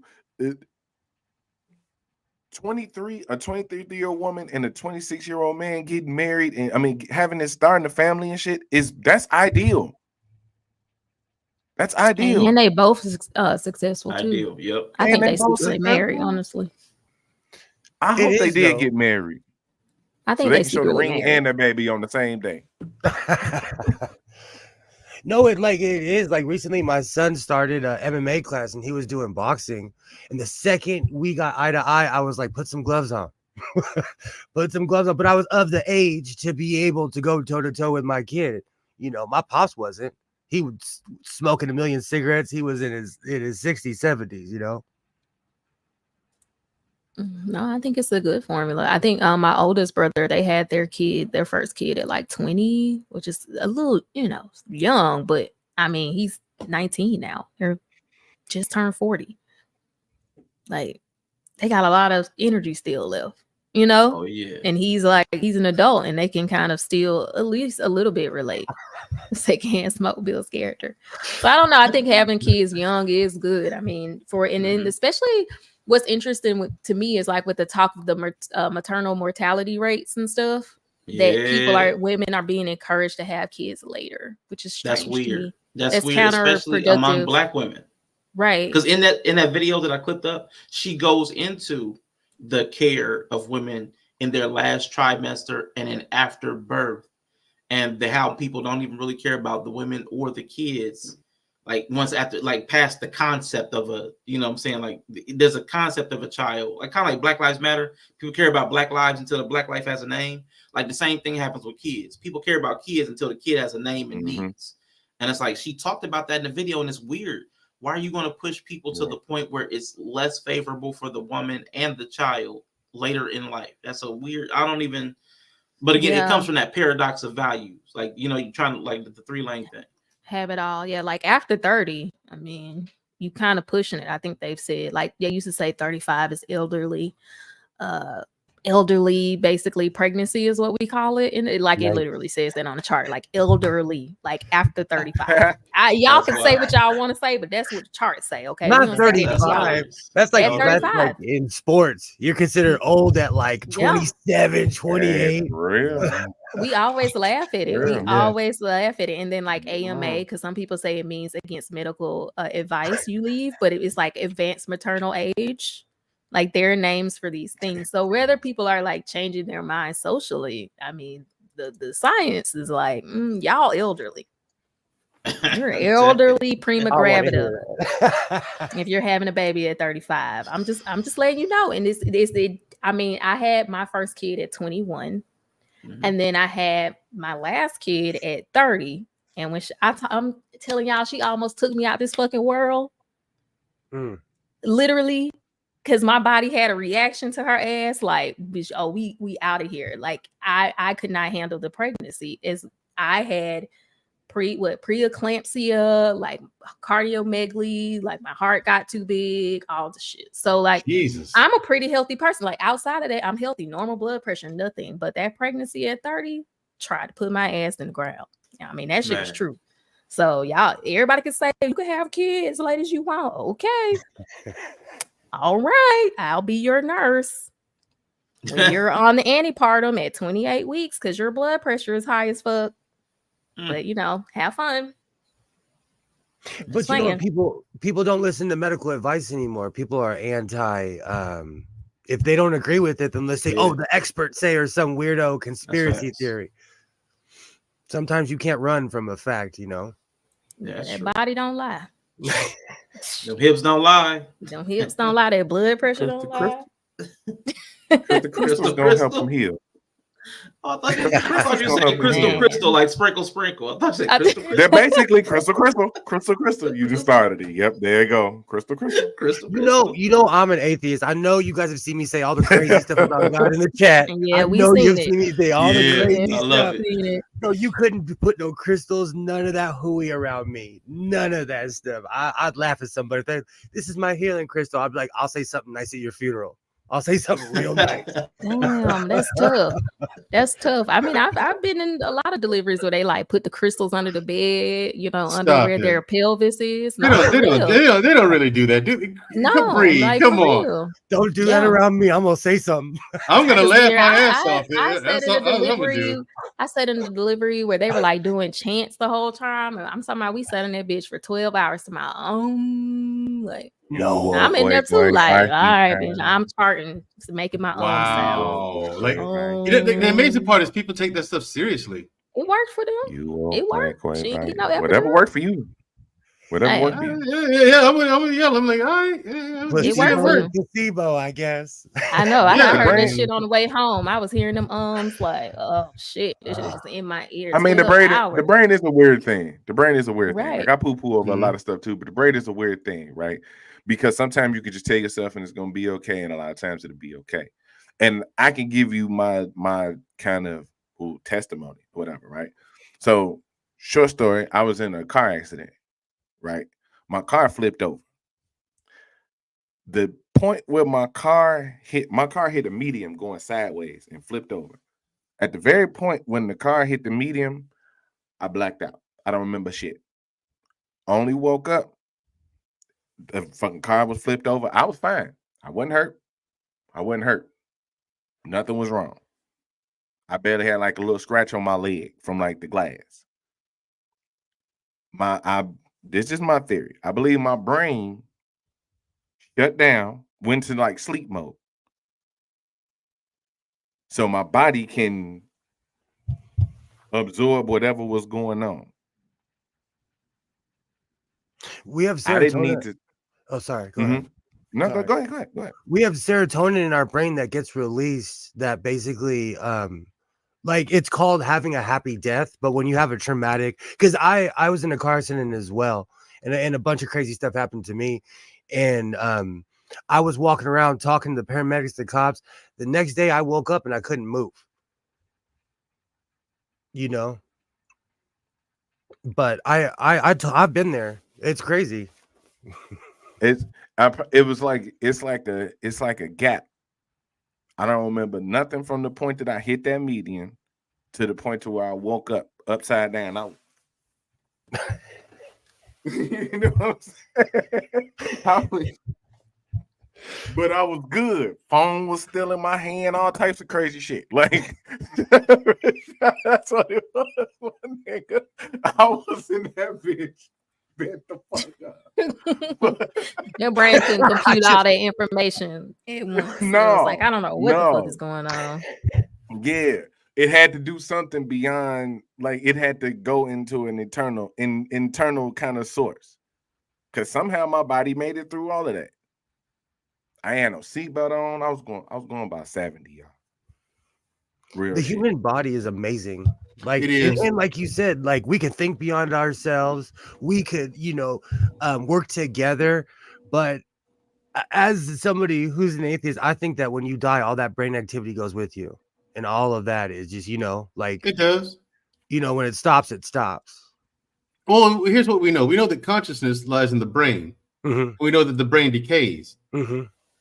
So if there's no in our consciousness, what makes us our personality is just a series and sequence of electric pulses in the brain. So if those electric pulses stop, there's no more consciousness. We see this in brain dead people, young people in comas and that. You know what I'm saying? Like there's evidence that there's nothing after death. Like once it's over, it's over. You know what I'm saying? It's like, so that's why we should. I say, look, live every day as if it was your last, because it might be, because you ain't coming back. Like I'm large with my so-called life when it comes to that. This whole religion thing, I was born and raised in it. Then I joined the army and I went to war. I actually saw combat, and I was like, yeah, this is bullshit. So I was like, nah, it don't work like that. No, there's nothing It don't work ceremonious like that. when you pass. No. It's just like that, and you fart on yourself, and you're done. You're right. And then if you got food in your stomach, you shit yourself. Yeah, people. Yeah, it's weird when people die, man. They shit themselves, they piss themselves. It's like, yo, well, come on, man. As humans, we're constantly clutched and don't even realize it. Exactly. You know what I'm saying? When all the muscles relax and all the stuff comes out, it's like, dude. And that's what I was thinking. Like, it's something about our normal functions that keep us so tense. Like something had to make me damn near like jelly to survive that shit. Yeah, I remember you showing me a picture of that. That was wild. I know it's a brain function, and that's the thing, and that's the difference with me. I don't put that on some spirit or some outside interference. I'm more convinced it's a brain function. It is. And sometimes, you know what I'm like saying? I said, the human body protects itself too. Like your brain will shut parts of itself off. Yeah. To keep you from doing something like tensing up too much. You know what I'm saying? And relax you. Your brain will actually do it by itself. You know what I'm saying? Like when people faint, like you ever seen the slingshot? The slingshot ride at the circus. Yes. And people get shot up in the air and they they come back and I did that. I did that. And basically, your brain will actually shut itself off or parts of itself off to protect you. No. Your brain like, no, you can't handle this. You can't handle this. I actually did a slingshot and I was faking it. My homie was like, "You better not be passed out," and I sat there and I started laughing. Like, but I was faking it. Like, it's intense though. Those slingshots are no joke. Do it so hard. I got one question, yo. I got one question because my so-called life did bring up an interesting thing about the, like the release, the relaxation of the body. And you already said you was, all tilted. Like, so did you get evacuated? You know what I'm saying? Like, did you evacuate? Did you evacuate? Was it a full release? No, I didn't shit myself. If I saw what happened, I probably would. Your brain shut itself off to keep you from doing it, Yellow. That's what happened. Maybe that's what it was. Yeah, your brain shut itself off to keep you from shitting yourself. Oh man. Yeah. If I'd have seen what happened, oh yeah, that'd have been like, oh, he good. The brain does shut down though. If you look at people that have PTSD, something crazy will happen. Everybody will have seen it. Everyone will have their cell phone out and they'll be like, I don't remember it. Man. Because their brain was like, nope, we're not gonna remember this one. Yeah. This is an L, we're not gonna remember. Yeah. Okay, so maybe that's why these chicks can't remember how many bodies they got for real. Then okay, cool, it makes sense. Wow. They always subtracting by like 6. How the fuck it always be 3? How it always be 3? How was it always 3? You need to speak about your own personal hotels. Somebody's always 3. How many times I done heard the number 3? How many times I done heard the number 3? Maybe it take 3 to figure out some stuff. Maybe take 3 to be like, you know what? This ain't it. I'm on a path that I can't continue. I heard this. No, I heard this chick recently, like in the last week. I think it was a couple days ago, say that if you had sex with a condom on, that body don't count. Okay. What? That's girl math. You know. Exactly. Exactly. That's girl math. I like so that dopamine shot is just constantly going in because they always forgetting how many niggas it was. I mean, I know just as many men who forget to count their bodies. I don't know. Are people not allowed to forget to count? I don't think it's a big deal. I'm old though. Yeah, like how old are they? Can you forget a body or two, right? My concern is just don't have your baby daddy in my front of my house trying to do crazy stuff. That's my concern. You should remember your baby daddy. So I mean, if you remember and they're important people, I feel like if somebody gave you an STD, you probably want to remember them. You had a baby with them and had a baby because me and Yellow did see one lady who forgot a child's father. Oh, I should forget the just erased him. The magic eraser. She took that Mr. Clean and just erased him. Just erased that man. Punched herself or something. That's crazy. How many baby daddies? One. Okay. Did they have the same father? No. What? But you had one baby daddy. Well, and I was like, oh wow. Oh, the other one. Yeah. Oh, yeah, him. I don't think about him. I was like, wow. Yeah. Erased. I don't know. I think you can forget a body or two. But yeah, usually around 3, you should probably you might notice a pattern. I think it takes at least 3 to establish a pattern, maybe more, but you might notice a pattern at about 3. No, you forgot or you don't know. Is there a double standard between men and women? Like men, you're the Mac. If you're Wilt Chamberlain, you're the Mac. Oh, yeah. But if you're y'all nasty hoes, if you sleep with there's definitely a double standard when it comes to that. Definitely. I think all of them nasty hoes. You know, definitely a double standard. I'm not innocent if you want to talk about body count, you know, but see, that's the thing. I'm the kind of person I wouldn't judge somebody. Right. You shouldn't. That's why it's always weird to me. I think if somebody's like, I'll smash 500 people, you nasty hoe. I don't care if you male or female. I don't. I definitely don't. I don't care how many you've been with. My thing is this: don't act like you ain't been with them. Yes. Yeah. That's true. You also should because I be the hoe. If you a hoe, right? I be the hoe. I'm cool with that. I feel like true hoes do accept that they hoes. Yeah. You start getting up there. I think most people I met who they start getting up there, they're like, oh yeah.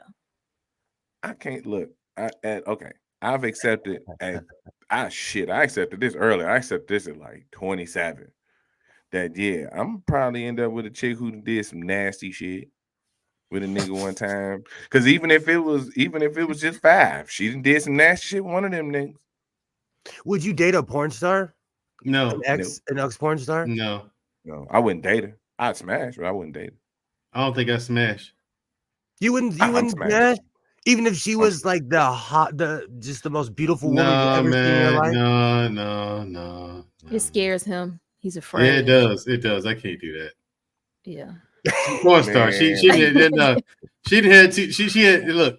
There's a difference. Now I get it. Like my lady, you're never actually gonna know how many bodies a person has. Mm-hmm. You just have to trust what they say. That's it. You have to trust what they say. However, porn stars, I know she's had way too many. I know, and that's the difference. With her, I would know, and I'm just like, I'd rather not know that part about Y'all you. bugging. I would. I've dated and Boffy, if you're listening, I miss you. I'm kind of kidding on that last part. I just said it for last, but no one laughed. I laughed. Shoot your shot. Shoot your reshot. No, I'm still friends with her. No, she's actually like famous now. See, that's the thing though. Like she's famous now, so I would feel weird kicking with her now because she's like up there in the world. Back in the day, like I used to go to Vegas with her, and no one knew who she was. I walk around with her now. You know everybody who's a creep because everybody who's watched porn is like, hey, I know you. Like I know why you know her creep. Yeah. Right. Like if you was walking around with like Lisa Ann or somebody like that, it was like, oh, okay, he knows Lisa Ann. I hope he is smashing. You know what I'm saying? I hope he is. I hope he is smashing. I mean, if I saw you with like Lisa Ann or something, I'd like, hey, salute, brother. I mean, go ahead. I tell you, one time, I partied with that crowd, and like they hang out. They all smash each other. It's crazy. I was like, I'm out. I have fun. That was that 1 week where I was on the way home. I was like, if I died right now, I'm fulfilled. Like if my life ended right now. Like I said, it's just me and my neurosis. I mean, I say now I wouldn't smash, but I mean, I don't know. You catch me in the right mood and the right night. I mean, probably. But if I'm in my right mind, probably not. Because there's too much going on up there, man. You know what I'm saying? I'm gonna be thinking about too much. I'm not judgmental. If you're a good person, like she was good to my kid. Like she went to Le Cordon Bleu. She knew how to cook. Like she was just a high functioning human. Yeah, that's what's up. I bet. I mean, I'm not saying that they're bad people. I'm not saying that. It's just, there has been like outbreaks and stuff in that industry before. And the thing is, you really never know if it's going to happen again, when it'll happen again. There's too much you don't know. I'm just like, listen, man, to be on the safe side, you cool, but I need to get to know you better first. That's different. Like, they only test for AIDS and HIV, and like if you have herpes or something, like they figure that most of them have it anyways. So like, and I know this because I used to kick it with her. Like, like they got contracts, and they only because she get tested for every single video. Because in Cali they don't play. That's why the whole movie and that's why the whole porn industry moved to Florida. Because in Florida you can do whatever you want. Florida's gross. Wow. I heard the industry is moving to Florida. I didn't know they already moved. Oh, they like Cali was the place, and it's really only like Vivid has their big building off the 170, but that's like their industry now, so they could be anywhere. But that's it. Like it all moved. She moved to Florida. Hey, listen, I know, unlike Mandrill, I would actually check out her work first. Like, because they're all types are not the same. Like, it may be girl on girl is what she does. Yes, we can do whatever, we can date. But if she's in the black section, like if she does black. She was too. She was. Nope. Nope. Go on. Nope. She's the homie. She's the homie, man. I'm taking that shit as a challenge. God damn it! I'm putting on some eye black. I'm putting on some eye black. God damn it! I'm putting in a mouthpiece. God damn it! And I'm gonna go mouthpiece.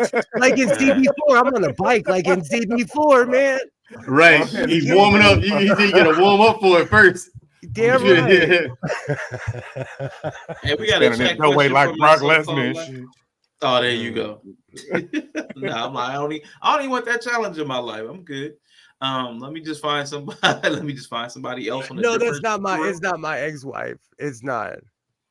It's not. It's a good friend of mine. She's actually the homie. I think he's talking about something. You said when you first came on. I think you said your ex is with a homie, not the person who did. Oh. You know what? Like, I knew his entire family. His cousin and I, like, his cousin actually taught me a lot of what I know, what it was to be a man. So I knew he came from like a solid family, there really was no like, it was weird. If she got with anybody else, I'd probably be like on probation or parole, but in a weird way she got with, and you know what? I'm going to tell you, he's good to my kid. That's what's up. And not too many people have patience for people with autism. Not too many, you know. No, And it's weird because he looked at me like it's weird. The whole situation is weird. We're just, you know, I have to be adult about it. And it's weird because I have no beef with them. If it was just some Joe Schmo off the street, I'd be like, I'm not nice. When it comes to that, I would not be. You're around my kid, I'm not gonna be nice to you. Yeah, that makes sense. I can see that element of like that cross-pollination. I can see that being eased with the person. Like I know the character of the person that's going to be around my child. I can see that like playing a factor. That's big. And he could like he comes from like around here, black families really aren't established like they used to be. And like he comes from an established family like mine. So I'm like, you know what? Like he has a solid foundation like me. So I know he's not like gonna be a knucklehead. Yeah, that's what's up. I like that. Cause it's hard to find people that you can trust around kids these days. I've been watching too much news, and I'm like, I swear to God, man. My kid's homeschooled. Same homeschool. We had a talk recently where I need to get off the internet because every time, because my son's gonna be integrated back into school next semester, I show my ex-wife, even though like I have say, but I, you know, she's involved too. I show her videos of kids beating up teachers. Like Twitter's awful. Twitter, I don't get this generation. I don't my either. Son, the lack of respect, dude. I don't understand that part. It's just that they don't respect anything anymore. My pops would have broke my jaw. My pops would have broke it in public. He would have broke my jaw. Yeah, I don't understand that part. Like, where's the lack of respect come from? Like, they don't think they're wrong. They don't think I don't owe. I don't owe you any respect. And it's kids the guys in their 30s who think this way. I'm like, okay, you're a full grown man. You should know that you should approach every man with a certain level of respect. You ain't got to honor him or nothing like that. It's just like, hey, as a human being, I don't have the right to walk up to you and curse you out. You know what I'm saying? I did for no reason. You haven't done anything to me. You know what I'm saying? So, but they think that they should be able to do what they want to do. But then when someone punches them in the mouth, now you think that guy's wrong. And it's no, you were a dick. You had it coming. Yep.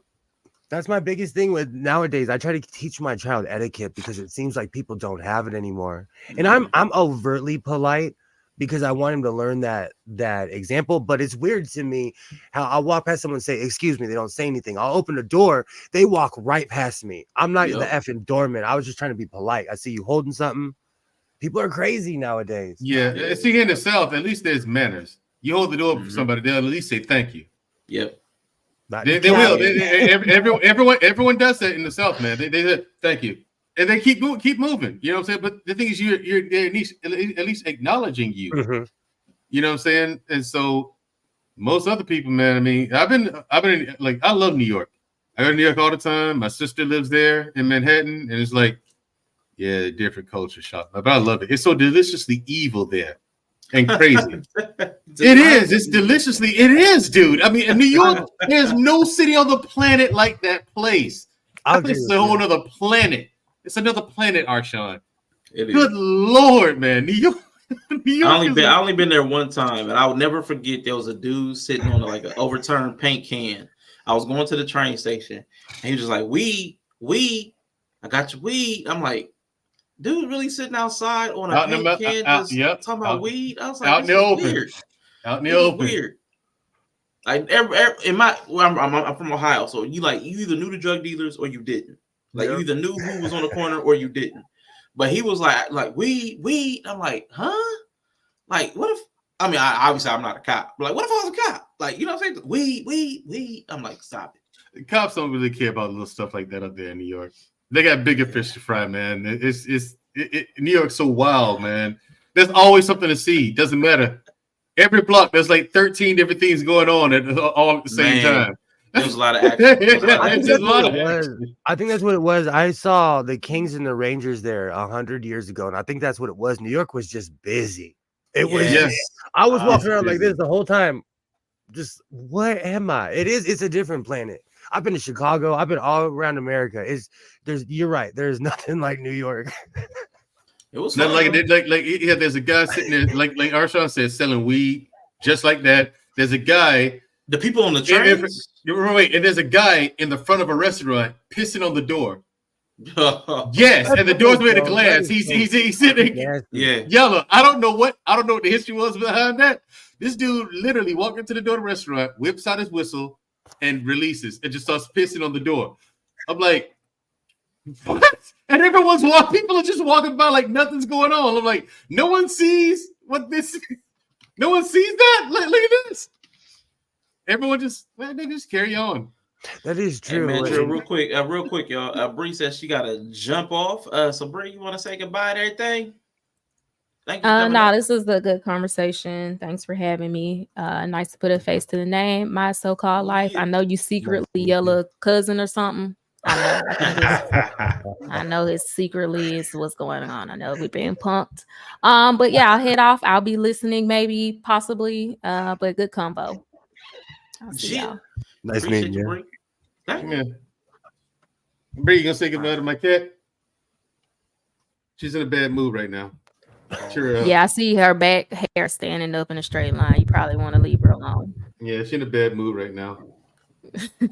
Probably because you manhandled her. Right. No, I got her up here on the desk, and she don't want to be bothered. But I'm over here still picking at her, and so she's sitting here fussing at me. Yeah, as she should. She's doing right. But I do. I interrupted y'all. Y'all was saying something about New York. Yeah, New York. Yeah, New York was crazy. But go ahead, man. Memories though. It's the only place. You know what? New York's a trip though. It's part of a Paul Mooney joke, but it's true. New York is the only place on earth where you can go to the 10th. You could be on the 10th floor of a building and a rat will look at you. Right. Right. Crazy. New York is crazy. The rats and the pigeons are bold. That's crazy. Yes, the pigeons do not care. The rats do not care. The rats are huge there too. LA's ghetto, we have roaches, like we have roaches, rats too, but they hide. They not in New York. Not in New York. Respectful creatures. Like okay, yeah. It's a human. Let me see the light, they move. Oh, they know they DOA around here. They know. They'd be faster than my shoe. I remember because it's been like 15, 20 years since I was in New York. So it's been forever. But I remember the one rat. I thought it was like a kitten. Like because it was big. It was huge. It was that big. Yeah. Like it's typically like with mice and rats, you can't see under them. But like I saw under this thing, so I was like, okay, it must have been a kitten. It wasn't big enough to be a cat or a dog, but it was like it must have been a kitten. It's like, nah, that was a rat. I was like, a rat? Like when you see the under legs, I'm like, nah. Yeah. Like, nah, that's too big. No, that's crazy. I lived in Portland when I was in my 20s, and like sometimes I thought they were just trying to tell me stories. And someone told me, they're like, man, you gotta be careful of those wharf rats. I'm not kidding you. I thought it was a cat. Ooh, they get big. Nasty. All right, but gentlemen, I want to ask you all about this next topic. Now I'm gonna play. It's a 2-minute clip, but I have to proceed it with what spawned it. So it's like I'm gonna play a 30-second clip. It's gonna stop, and I'm gonna play the next clip. That's 2 minutes. Because it's about Busta Rhymes had something to say. Again, I'm going to ask about the concept. I use the celebrities as an entry point, but I want to talk about the concept behind it. Give me a second.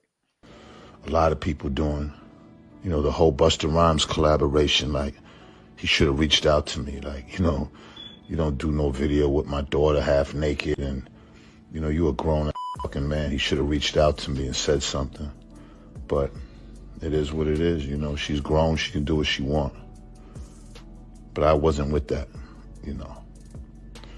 All I could do is have my opinions from afar. That was Benzino talking. Benzino, I don't know if everybody may not know him. He's a producer. He was an editor or owner, founder or something for the Source magazine. He's been on a lot of the reality shows.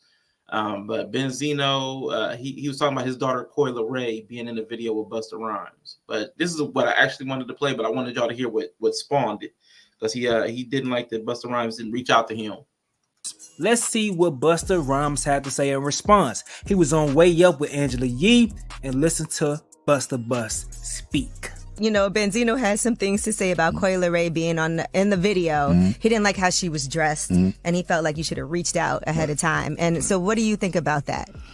My thing, first and foremost, is Benzino has my number. He knows how to reach me.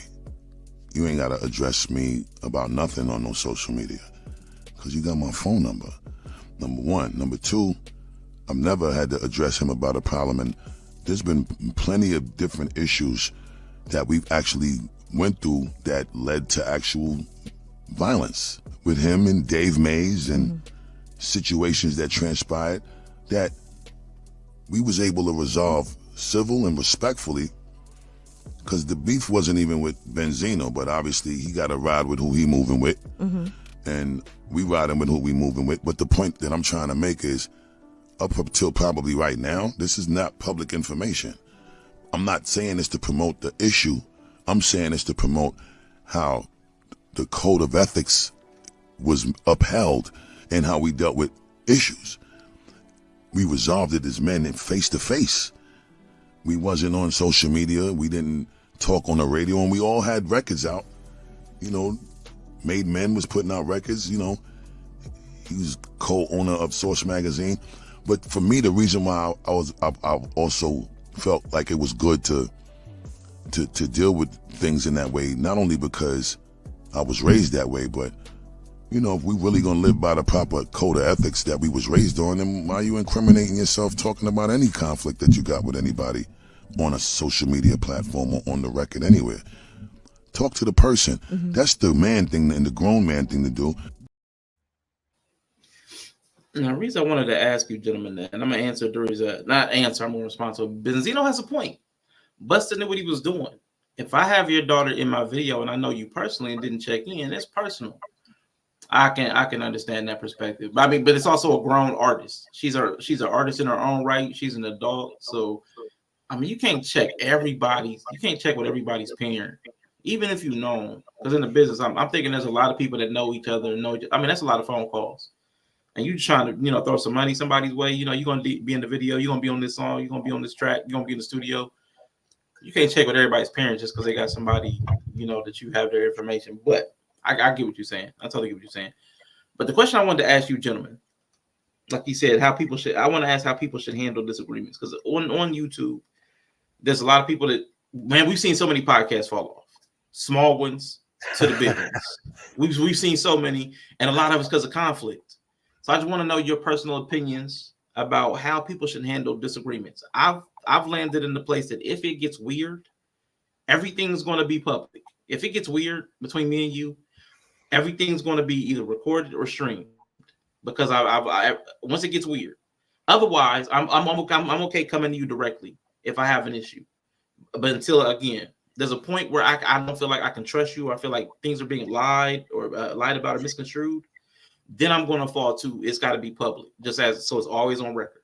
But what do you guys think about, like, should things be behind closed doors, person to person, like with a group of trusted people? How do you guys advise people to resolve conflict, especially for us public, small or large individuals? And now let's just Mandrill, go ahead, so-called law, Mandrill and Yellow. It depends on the situation. Like if it's different. Like if I have an issue with somebody that's in my proximity, I'm gonna talk to them face to face. I'm not gonna involve nobody. I'm gonna walk up to you at your job and be like, "You got a problem." It's different, which I wouldn't do. That's the man code. But it's different on the internet. It's different when you're a public figure. It's different. But my real question is, wasn't Benzino recently, didn't Coi Leray just put him on blast for asking for money?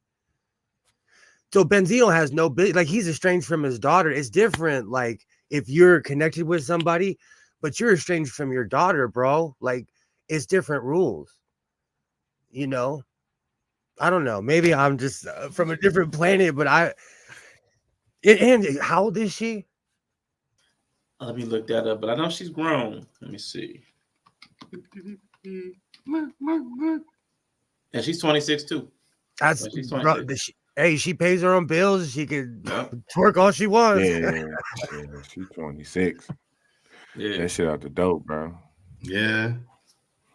Yeah, and they're like you said, and they're strange. Like they're not really talking like that. They got their own little beefs and stuff like that too. So, if they were kicking it at the house, I'd call him in 5 minutes if she was in my video. Yeah. But but he would know though. He would know. I don't mean that. I know you said, but that's the thing about it. If he was as connected, he would know because he would probably be a part of it. Yeah. You know what I'm saying? So he. I say this with love, but he's a failed rapper. Like that's why he went from one. Because I remember Benzino from back in the day. Because I was an MTV watcher, so I only know him as a rapper. You know, so when I honestly, in today's world, everybody has a podcast. I've been on two. Everybody has, you know, like, yeah. So, like you said, you've been on two podcasts though. But like for you personally, like not at the superstar level, but the mid tier and us, like that. Like, how would you advise people like to move? Like me and Yella fall out. Like, how would you say we should handle it? Because we're from different states. I can't pull up on him at work. What's your advice?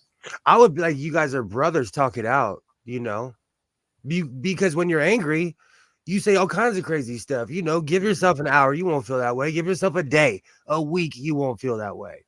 You know, there's people, it's life is situational because there's people that I've streamed with that I will never talk to again, but it's because I've had to learn lessons. Like not everybody on the internet is your friend. Facts. Sorry, like, you know, and culturally sometimes like I clash with people sometimes because I, you know, not all cultures mesh. It depends on the person with that though. Cultures can mesh, you know what I'm saying? It depends on the people who are involved. You know what I'm saying? I mean, because you know, I don't see just like you take people of Islam, you know, Muslims, they can get along with Christians just fine. As long as like I respect your culture, I don't do anything to insult you or insult your culture. You don't do anything to insult mine. It's like, what's the problem? We're still human. Yeah. How come we can't sit down and talk shit out? I mean, it's a conversation. So, well, I used to stream with a lot of people from the UK, and like, you know, Americans, we just have a different ideal sometimes. So sometimes we would clash about certain things, or I would have an ideal about their politics, and they're much more passive aggressive.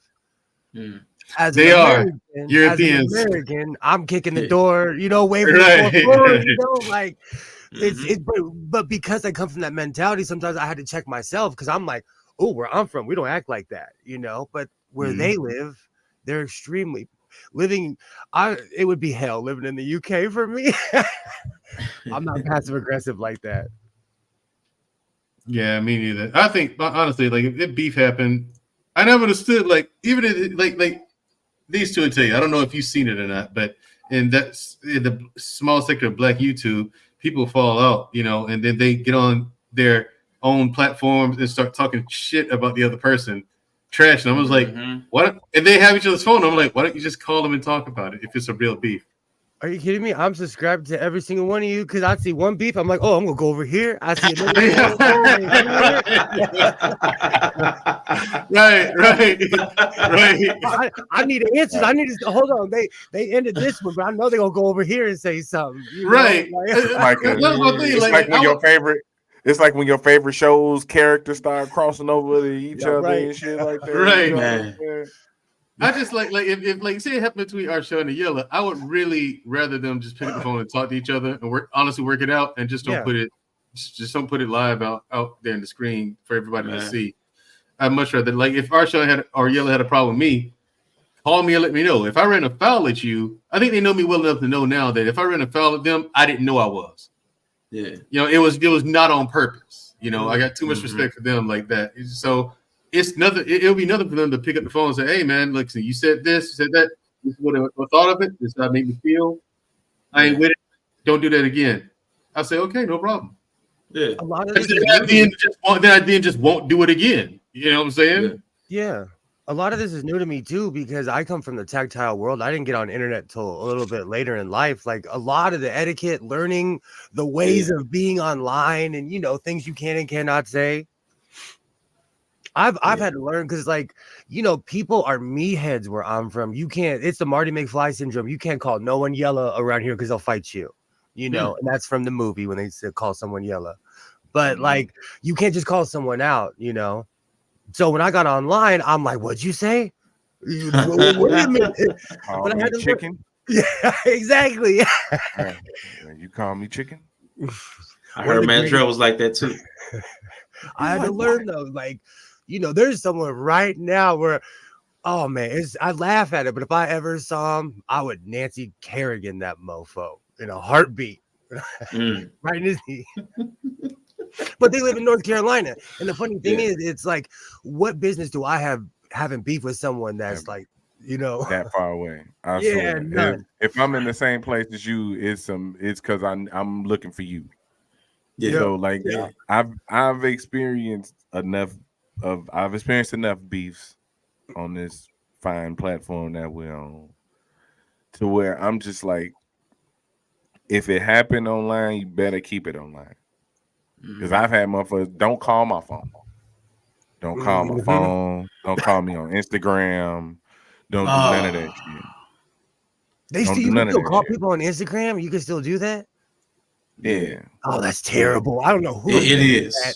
I don't know that messenger phone. I had a stalker a while back. One day I was like, how did she get my phone number? We were just on Messenger. Because it was a lot of the idea was like, oh yeah, well, you know, y'all can handle that. Everybody who wants to be the peacemaker when the chat is up is, oh well, y'all know y'all can handle that stuff offline. And no, we best keep it on wax. It's just y'all look at it like a rap beat. As long as it's on wax, everybody's accountable for what they said. Rap beef, nigga. The second you be trying to take it offline, everybody saying crazy shit. You can't. I'm. How about this? I'm gonna record you regardless. Yeah. I'm gonna record it regardless. So you might as well do it online. They stay around. I don't understand. Here's the thing. I don't understand, B, because I've been around when I seen our show and the Yellow get into it with some people. And I just my thing is this. I'm like because I got a pretty even then I had a pretty good enough read on y'all too. If these people y'all had it in with would have called you on the phone or hit you up on social media, you'd have had the conversation there. But since people want to bring it online, and that's where they want to show their ass. Right. And these are people I rock with too. And I told her, say, you wanted to show your ass and put it online. Don't ask me, do I think they're wrong or who's wrong? No, you wrong. You had it. You put it in public. Now it goes wherever it goes. Don't ask me shit. Like that's a part. That was a conversation that was behind the scenes. Y'all, nobody saw that. Saw or heard that conversation. Like, don't ask me shit. You put it on. You put it in the public. It's gonna go where it goes now. And now, because now you've left it up to the court of public opinion. So you know you're a passionate person. You yell and curse and carry on. So I mean, that's not going to translate well. So what you think was going to happen? You know what you think was going to happen? You know what I'm saying? That's my thing. Of course they look better. What do you mean? I had to learn, man. Being online, I had to learn because people were wolfed. I got doxxed. Someone posted my address and anything. There was nothing I can do. Don't come by my house. I'll shock you. I will shock you. Don't come by my house. I'll make you famous. Man. Yeah, man. I'm sure my information is out there. I don't give a damn. Look, my information is easy to access. Okay, because I ain't never been a stranger online. You know what I'm saying? I've been online for a long. That's why I say before this shit, I've been doing this shit for years. Since I was like 20-something. I've done some type of form of media. So my shit trail all the way back. You know what I'm saying? I am the same me on every platform. You know what I'm saying? Yes, you are. Here, Twitch, everywhere. When I'm calling wrestling, everything, I'm the same person. You know what I'm saying? So yeah, dox me. Cool. I bet won't none of you come to this door. Again, I had to learn that. Like some people back in my day, we used to call them phone bangers. I don't know what you call them. They get tough on the internet, you know. They just get. I had to learn that not everybody's a fighter. They're real quick with the keyboard, though. Yeah, exactly. And most of it be for content, bro. That's why anything I've been in, you get one stream. This ain't finna be no back and forth. This ain't finna be no long drawn out. You getting one stream. I'm addressing it this one time. And we'll see how I go from there. That's why I switched my channel over. My channel is now only sewing. I don't give my opinion. When I live stream, it's me and like 60-year-old ladies. I have a crowd, me and my army of older women. No, because I used to years ago I was streaming people, and we all have beef now, and it's pointless. Wow, it is That's so. wild.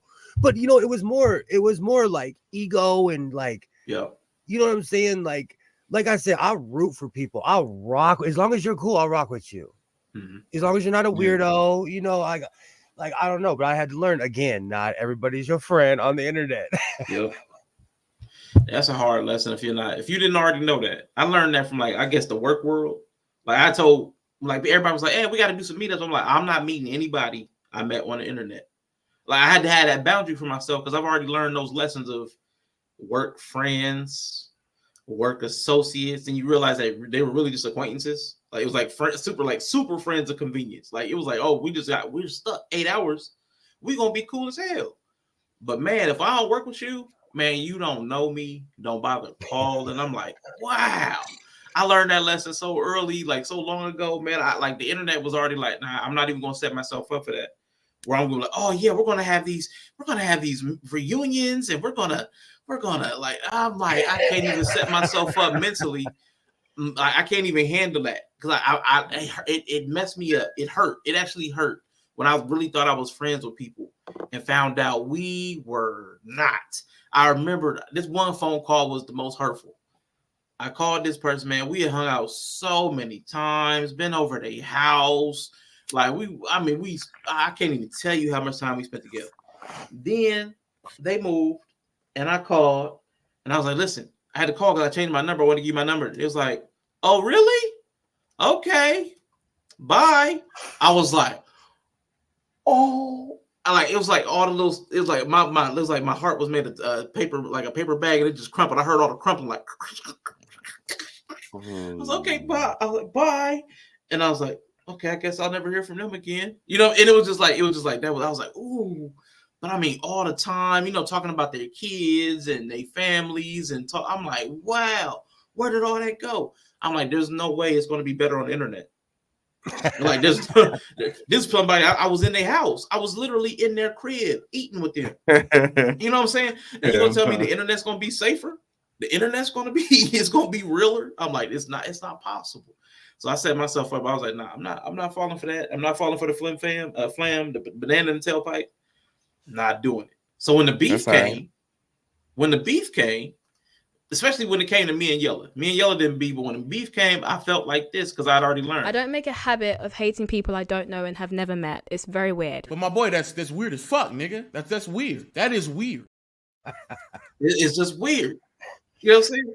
I don't know you. Like if I have been ghosted by people I've broken bread with in their home where their children eat, there's no way somebody I've never met on the internet is going to be up under my skin. I just can't let it happen.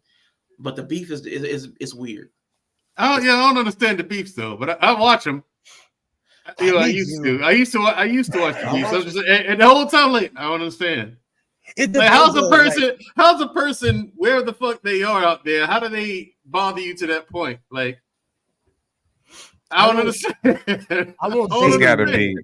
It's got to be somebody new. Like I've been watching the Gilbert Arenas and Miko Grimes beef. That's been good, but that's basketball. Like them people beefing over basketball and real life shit too, though. Like it's a solid story. But it was kind of a podcast work beef too, though. That kind of started because of the podcast. I found the weird worlds. Like I fell into Kwame Brown because Kwame Brown Bust life. I was like, bro, you need to think more positive of yourself. He stayed. He ain't lying. He was a no, I feel sorry for people like Kwame though, because in a way he was groomed his entire life. Like my sister was married to somebody who was in the NFL, and the second his career was over, he had nothing in his life because he was used to people doing this his whole life. He couldn't work a regular job, like, you know, and I do construction. You make a lot of money doing construction, but you got to put your head down and go to work sometimes, you know? That's true. Now, quick question. Like, how do y'all feel about the difference between the two types of beef? Because I'm okay with the beef, like Yella said, some beef is just for content. I'm okay with the content beef. Like, because it's the entertainment industry. You want to keep people glued to your seat. What I can't appreciate or understand is the beef for no other reason than beef's sake. Like, it's not even to get clicks and views. Like, they just have some kind of weird animosity, and they keep it going for ages. Like, they're not even. There's a couple of people in this YouTube space that do that. Like, because they'll lose money. Like, they'll get their channel snatched or something. Like, what? Like, if you're not even doing this to get money, like, I don't understand. Every time I see someone get their money snatched online, I'm like, bro, why you floss? Or it trips me out where people come to LA not realizing like the hood is real. Like you will get hogtied. You will get smacked up. Those will be your shoes on the pole. And these kids don't realize it. Like Hollywood is not LA, you know. Yeah. That's what's up. Well, speaking of that, go ahead, Yella. Go ahead. Go ahead. Now I'm about to say, speaking of people, you know, that are really about that life. People that are really about that life. I'm gonna play this next clip, and I want to ask y'all a question after I play this clip. It's a 2-minute clip. Right? This ain't your fucking restaurant. Everything you make, I can pull out my pocket right now. I ain't tripping on you. I ain't tripping. Get the hell out of my face. I'm not talking to you. I'm not talking to you. Who the hell is he? What's your name? My name King. You know it and your mama know it. Tell your mama Happy Mother's Day. Tell your mama Happy Mother's Day. Happy Mother's Day. File your shit. What? On game what? On game what? Come here. I'll show you what I do. Come here. Come on. We out here. I'm outside. Okay. I'm outside. Come on, shake some. Come on, shake some. Hey, get your employees. Yeah, fucking something in this. Tell your mama Happy Mother's Day. And you still talking inside though.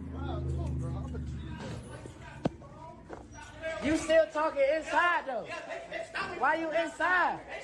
Can't stop me from doing shit. Let me get my food. Thank you. Having a phenomenal morning. Got a small request, man. Stop hitting me and giving me my comments, telling me what to tell King, okay? I know my son. Think I ain't spoke to my son? Think I ain't told my son, his mama, and his grandmamas? His ass going to prison. If you goddamn keep that shit up, his ass going to prison. Ain't no way around it. Ain't nothing I'm gonna be able to do about it. Can't nobody stop it but him. You know what I mean? I've already had that conversation. I've already made my peace with it. Because I know that energy. I was that energy. I know exactly how it's gonna turn out. Man, so you know we got Young King, Mr. He stand on business. You know, little King St. Patrick, yeah, little thugnificent right there. Man, we got a little King out there in a Waffle House turning up. In a Waffle House. Yeah, in a Waffle House. Got come from T.I. and that family and that money, and he turned it up in a Waffle House about what he gonna do. But my question to y'all, because you know he's a young adult now. Who do we put the blame on when your children are making these type of choices?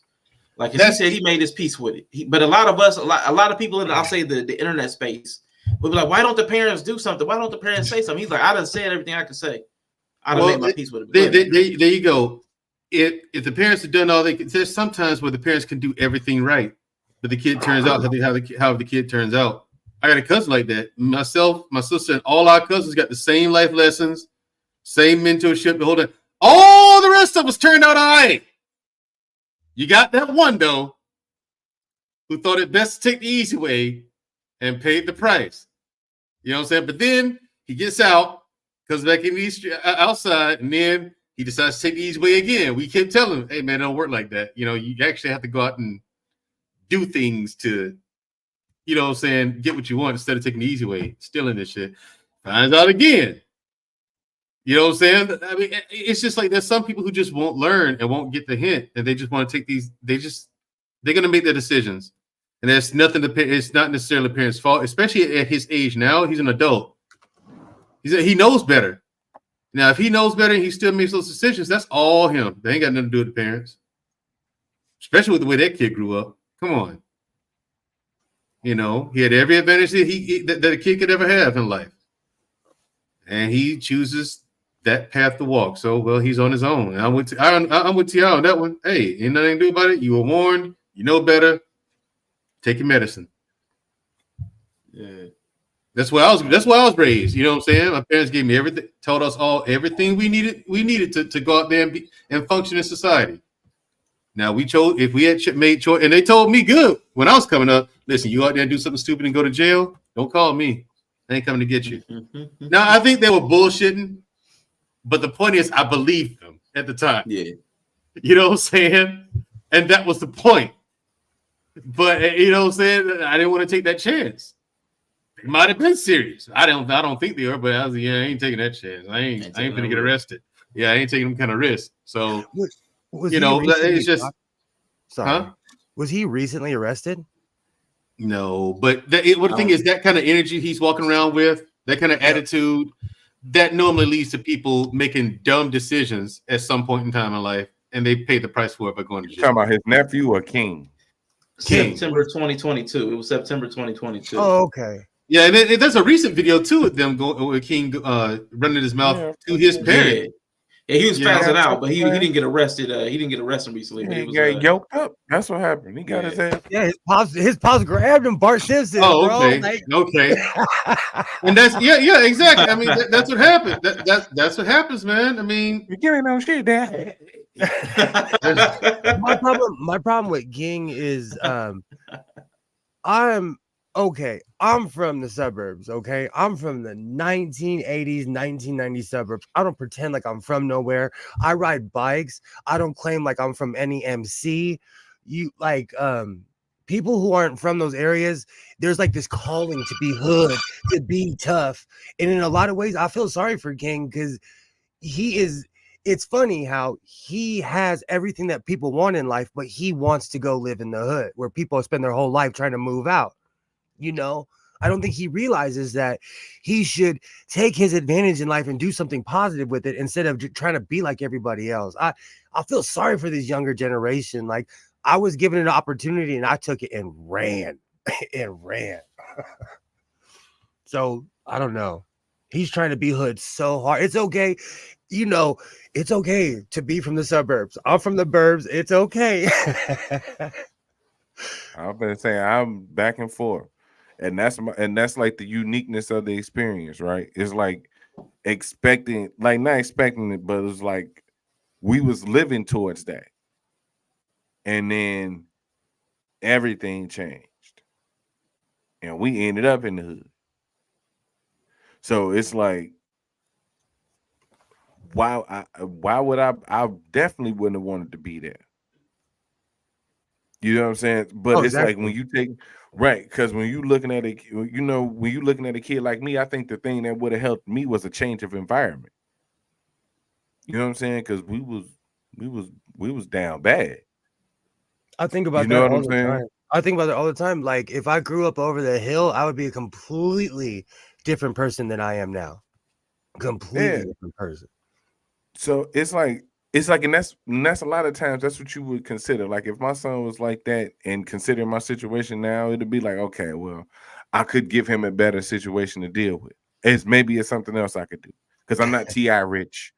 You know what I'm saying? I'm not T.I. rich. I ain't contrary to popular belief, most people on YouTube ain't got 100 million. Everybody ain't rich as hell. So I would think that most people want him to do something. The circumstance would be change his living situation. Maybe that's the only thing the parents can do. Once you've done everything, you had to talk with him. You then took him. He's not in that environment. Ain't no need for him to be in that environment. Once they start going that way, look, ain't nothing you could do. I say I got a nephew right now. He about 16, 17. He just in it. He's in it. Can't talk to him. You gotta let him kind of overcome. You gotta kind of let him overcome that on it. And it's not him. It's not you leaving him out there to deal with it. It ain't you turning your back on him. That's how life is sometimes. Some things are out of your control. It's out of his control right now. You know what I'm saying? It's out of his control. I seen my nephew about 2 months ago. He's like, yeah, Unc. He's like, man, yeah, Unc, I want to get it together. Hey, locked up right now. That's the worst. That is the worst. Especially when he wants to do something with himself. But I got a cousin like that. I got a cousin who was like that around that same age. Out here wilding. It took him one good sit your ass down. He came out on the back end a better man. He good now. Married. He got another baby on the way. Bunch of kids, life together like a motherfucker. So it ain't you know what I'm saying? Like, it sometimes if it happened early, as long as it's happening early, you got an opportunity to change it. I ain't saying kids should be out there wilding, but as long as they get it out their situation early, they got a chance to change. You know what I'm saying? I have a cousin who was a real life junkie, so bad to the point where like no one even knew he was on drugs. He was struggled with it for 10, 15 years, and he got his life together. You know, he did 7 years in prison and still got his life together. That's you dope. know, that's good to hear. Yeah, I wanted to bring that up because I know a lot of times, especially in the internet space, we'll a lot of times, like I know like Scam like he was like, man, I don't look at celebrities. But a lot of times it's important to notice that even the celebrities kind of go through these type of issues. Like money doesn't save you. Like fame doesn't save you. Mm-hmm. Like you're still human. You still gonna have these same problems. But this is something that we have to deal with on our level because, like Bria saying, this is the culture. And Mandrella said something earlier about like something about the kids and the youth.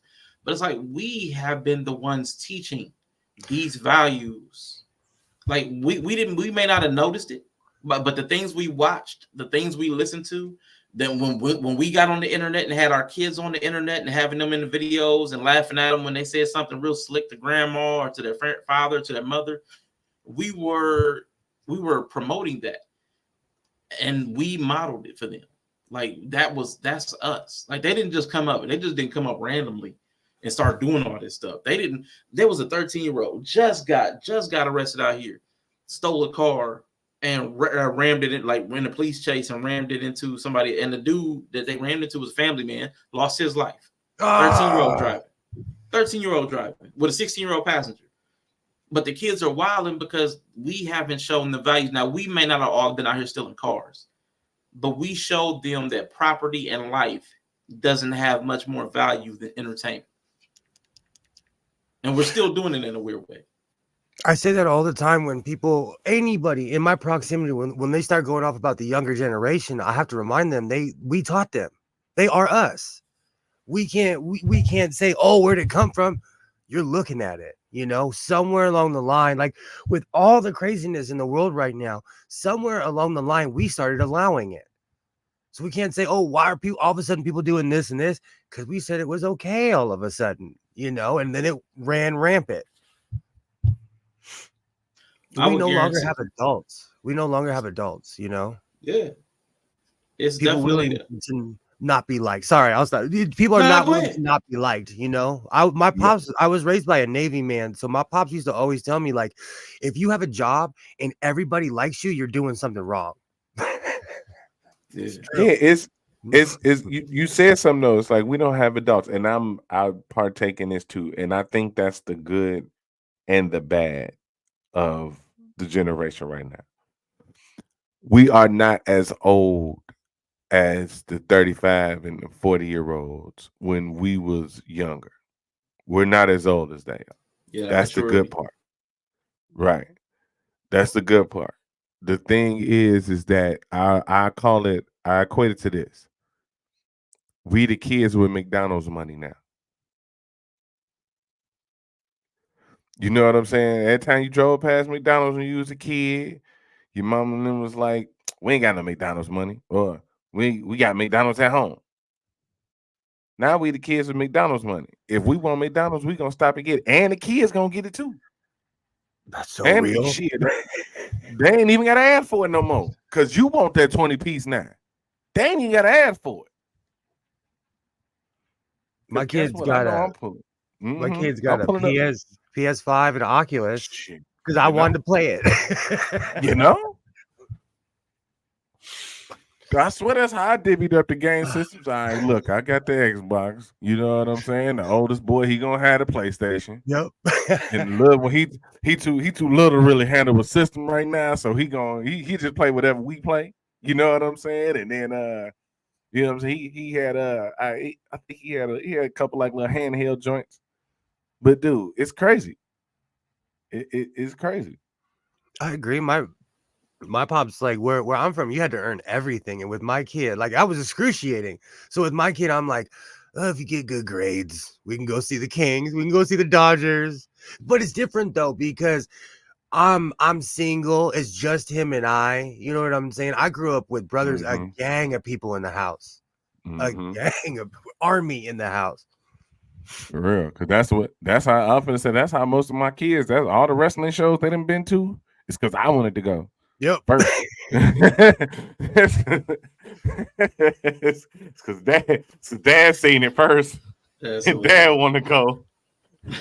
I know y'all like it too. So shout out to Vaughn Bryan in the building, man. Appreciate you for stopping in. I wanted to say, like, real quick, and I'm gonna make the one sentence, like, it's weird that y'all said that, because it finally like crystallized, like, our allowances became their entitlements. Like, we kind of we've taken something that was like a luxury for us and made it a lifestyle for them. So now they feel like we owe it to them, and it's weird that it's weird that we haven't been able to foster an appreciation for like the things that we treasure. Like you said, the McDonald's money, that was a treasure. Like, that was a treat. That was a treat. We failed in that regard, and I don't want to ever like forget that. Like you said, like myself, like that was us. We did that. We dropped the ball on that. Man. My parents were the same way. My mom was Eddie Murphy's mom. Like, oh no, we can make that a home. Oh no, I can make it better. So you're right. Do you think it's because we were a generation of people told no? We stopped. And I'm saying this from the discipline standpoint. When I was younger, I moved from LA to Portland, and I lived there for 4 years. I'd really never been around teenagers. It was a trip to me to see youngsters that didn't have respect. Yeah. But that generation had already come through. The instant gratification generation had already come through. But like where I'm from, people still say please and thank you, no, and yes, sir, no, sir. You know, just out of respect with these, you know. Yeah, it's definitely something to that. I'm trying to look through the lens of the people in my family, and where we still had the respect. It was performative. It wasn't like it wasn't always like a genuine respect, but it was like it was taught, like that manners. So like even if they had beef, even if there was resentment, people would be like, yes, ma'am, no, ma'am, to the elders in the family, to the people in the community, even if we didn't like them. There was just something that was taught.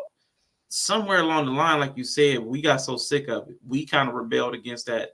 I'll say Gen X rebelled against that, like that harsh disciplinarian, like you do as I say, and was like, I'm never going to treat the people that come beneath me. I know my nephew, I like flipped everything. I was open. I told him things. I talked to him, which was different than the way I came up. So he understood more, but that understanding of more also meant that he understood when we were wrong. So he didn't buy in. You know what I'm saying? He wasn't just an automatic like, yes, sir, no, sir. He was like, but why? And the older generation would have just been popular. What you mean, why? Because I said so. Exactly. You're back talking. But it made him more, like, I'll say, proficient as far as like self. Like he can figure stuff out for himself. But all that, like the I would say like a social lubricant. Like I would say the discipline was like social lubricant. Everything moves easy if everybody's compliant. You know, everything moves along. Do this, do that. But that social lubricant is a problem. If we're moving in the wrong direction, but we're moving smoothly, that's a problem. We need somebody to push the brakes. So I don't know. There's a benefit, and there's a benefit to this is because people can think for themselves. The deficit is because they don't have a value set to do the thinking for themselves on. We didn't instill that somehow. We didn't give them the values or the code of ethics. So it's weird.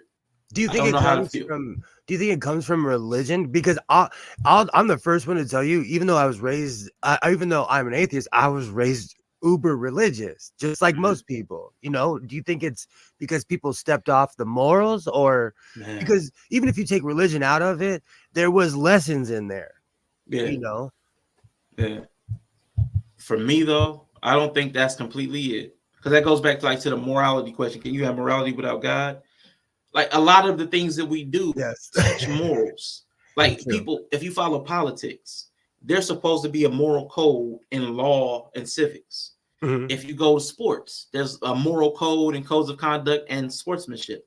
We have all of these domains where discipline and ethics and values and culture is supposed to be instilled, but for some reason we haven't reinforced it. And I was just thinking about this the other day with how much corruption, like political corruption there is.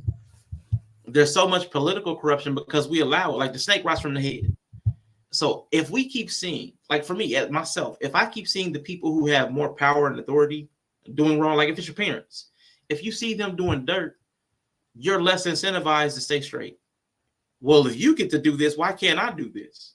And I think it's more of that. Like if you see T.I., if you're King and you listen to your dad's music and you see the way he's moving, and how are you not going to want to model that when you grow up? You're not going to be a business suit wearing executive. You're going to want to be like the models that you saw. You're going to want to be like what he showed what was important. He literally made videos and songs saying this is what's important. This is our culture. And then when your son's like, okay, this is what I'm about. Nah, that's wrong, son. That's a hard sell. T.I. has a room of M16s. He was doing an interview one time at his house, and I was like, bro, I know you don't live in my state. I was just looking, doing the inventory, everything on the wall. If you live in a house like that, you're going to think you're Tony Montana, You're going to think. I feel sorry for King because it happens to a lot of people from the burbs, especially where I'm from. There's a particular rapper who's from the same town I'm from. We'll call him Redface. But it's weird to me when I see certain things, because I'm like, bro, we're from the same place, but we had a different experience, Yeah. It's weird. It's just, I feel sorry for someone like King, but someone's gonna put you out your there's always a bigger dog. There's always someone tougher than you, And you're not always going to have your 15 homeboys around. That's the thing that bothers me about the barky tough guy. Like, you're not going to say that when you're by yourself, when they catch you at Starbucks. Yeah. And I would say that's the cowardice of humanity, because I mean, you could take that all the way back into, I would take it like to the KKK. Like if you even back then with racial violence, if it was just one-on-one, it typically didn't happen that way a lot of times. They would go and get their guys. Go and get there's something that the toughs need numbers. All of the toughs, the fake toughs always need numbers or to hide behind the sheet. Yep. The internet is the new sheet. I can be super tough behind that sheet where you can only see my eyes. You know what I'm saying? So it's so crazy that we've gotten back to that place where everybody's got to drum up numbers. I mean, that's part of like even the culture world. Like everybody talking about woke stuff, and everybody tries to drum up let's mob mentality. Let's call their job and get them fired. Oh my gosh. I don't understand that mob mentality, because people can't. I'm not big enough to take on this task myself. Let me get a bunch of other people mad, and let's all attack it together, which is mobilization and organization. But if you're always just using it to attack somebody who also is thriving in the same system, I don't know what the utility is of it. Even in today's world, though, people give their autonomy away to cameras. 3 years ago, I made a video. I woke up mad one day, and I made a video, and I said, "Does your phone have shields?" Because I wasn't ready for this new age world of people talking trash to each other on the internet. But basically what I was saying is that I come from a different world where like your cell phone will not protect you. You can't hold your cell phone up while you're talking trash. That'll just record you getting beat up. That's a good point. this new age way of, you're right, it is the mob mentality. People get their pitchforks and their knives and they're ready to fight. It's crazy.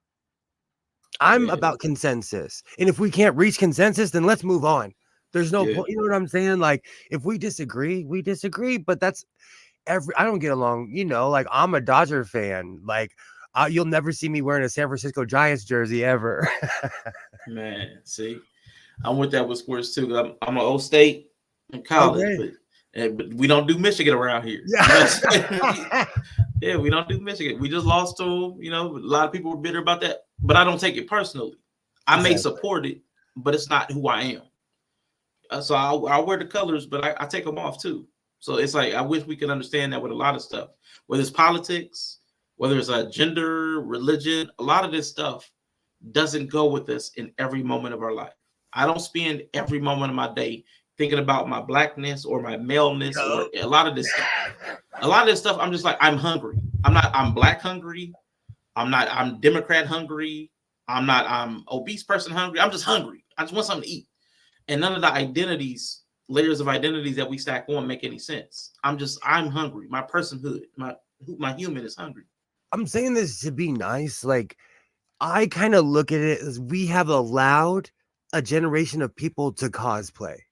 Like, instead of being it, they'll say, I am this, instead of being it. You know what I'm saying? Like, don't, and I'm saying that to be nice because I have opinions, but at the end of the day, like, I'm just one person. How you choose to live your life is on you. What goes on, what I just wouldn't let a lot of that new age stuff happen in my house. No, I get it. No, I'm totally. But again, we have allowed the inmates to run the asylum. When I was a kid, if I told my dad, like, I felt like so-and-so, he would be like, okay, come back in a week. Yeah. Because it changes. Your feelings will change. Your thoughts will evolve. So, I mean, if you're the exact same person in your feelings and your thoughts 5, 10, 15 years later, I'm going to think that there's a problem there.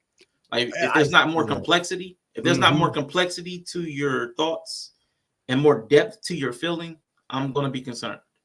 Even if you're still directed the same way, it should be deeper, richer. I agree with you. I look at it like that in with my sewing. Like, when I got away from the drama, I started concentrating on my craft, and all of a sudden I started making money. I was getting commissions because I was concentrating on something that was important and not on people, like we were saying earlier. Like, I was beefing with people that I will never meet in. Like, even if I went to their town, I still wouldn't interact with them. You know what I'm saying? And I think we need to. I tell my son that all the time. Like, you will never meet these people. You will never meet these people. And that's an important thing to remember. But as we get ready to close out, I know I lost a couple of the fellas, but I wanted to, we went from standing on business with King. Went from standing on business. This last clip I want to play is sitting on business. Sitting on business with somebody else. We're gonna let this clip play out. It's about 2 minutes, and then I just want to ask y'all a question behind that. How you doing, ma'am? I'm Officer Dollar with IUP. Can we speak to you for a second? We'll get you over there. Go ahead and bring your stuff.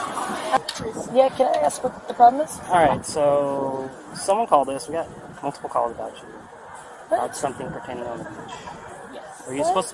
Were you doing something you weren't supposed to be doing?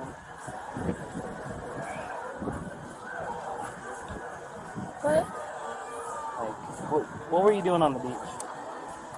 Like, prior to coming here? Prior to coming here. There was nobody. I was just sitting on my tail. Nobody was around me. Okay, and you were over at the beach? Like, I was near the water. Near the water? Yeah. Okay. What did I do? So apparently you were masturbating on the beach. Who saw that? I mean, a couple people. No, they didn't. That's not true. Why would they call us that? Nobody was around. Was it an anonymous call? Is this one of my buddies? Okay, no, one of my buddies. No, it's not one of your buddies. It's a family. Okay, look, let me show you what I did. Okay. Is there anything in the bag? No. Is it alright if I look through it? I mean, if you can open it and can I see the contents inside the bag? Yes. Okay. I don't really understand what y'all are. We're just here because someone called and we're very concerned. Okay. This is really highly offensive to me. I got it. I got you. And that's why I'm trying to figure it out. It's my vibrator, but I just put it in there. I was sitting on the beach, and I just okay. Do I get a ticket? So you did have a vibrator. Listen, I was sitting on the water like this, and I just put it in there, and it was covered up, and I just had an orgasm. I'm sorry, I was stressed out. I got you.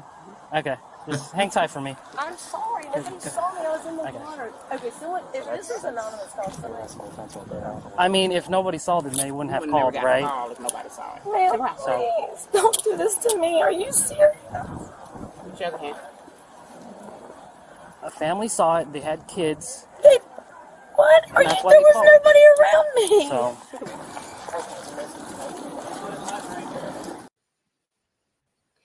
Standing on business, sitting on business. Like, I need everybody to take their stuff and keep it in their house. Like, everything don't need to be out in public. Some of the stuff, y'all, just stay home. King, young lady, stay home. Stay home. Don't be at the Waffle House turning up. Don't be at the beach turning up. Like, some people, I think they need to just stay home because we're doing too much on the internet. We're doing too much in public, and I really think we need to just. I think we need to just be by ourselves for a little while. I don't think we had enough of a pandemic. I think we need to be alone. I think we need to be on lockdown a little longer. Did you see how disassociated she was? She didn't even realize that what she did was wrong. Like, what planet are you? I was in the water. I was covered up. You can't flick your bean in public. I don't know who needs to hear that. You can't. Now. No.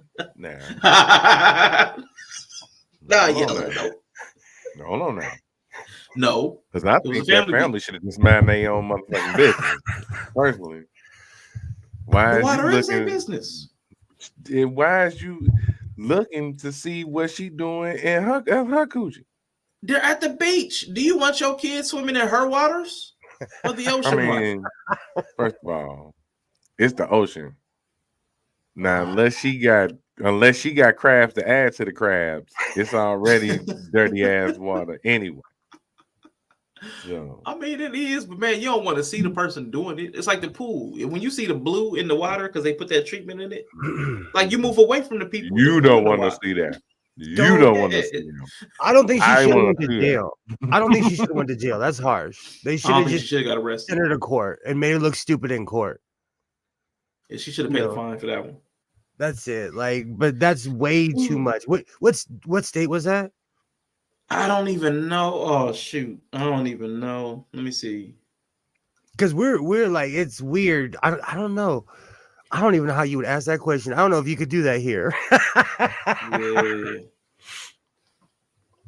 that is too funny. I'm sure it's against the law. Leave it. Yeah. Like, it's weird to me. It's weird to me. Like, don't do that in public. That's a little too personal.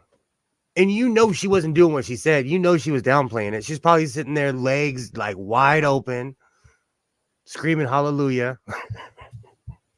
She had that memory gap we was talking about. It was that good. She was stressed. She was brand new. She was born anew.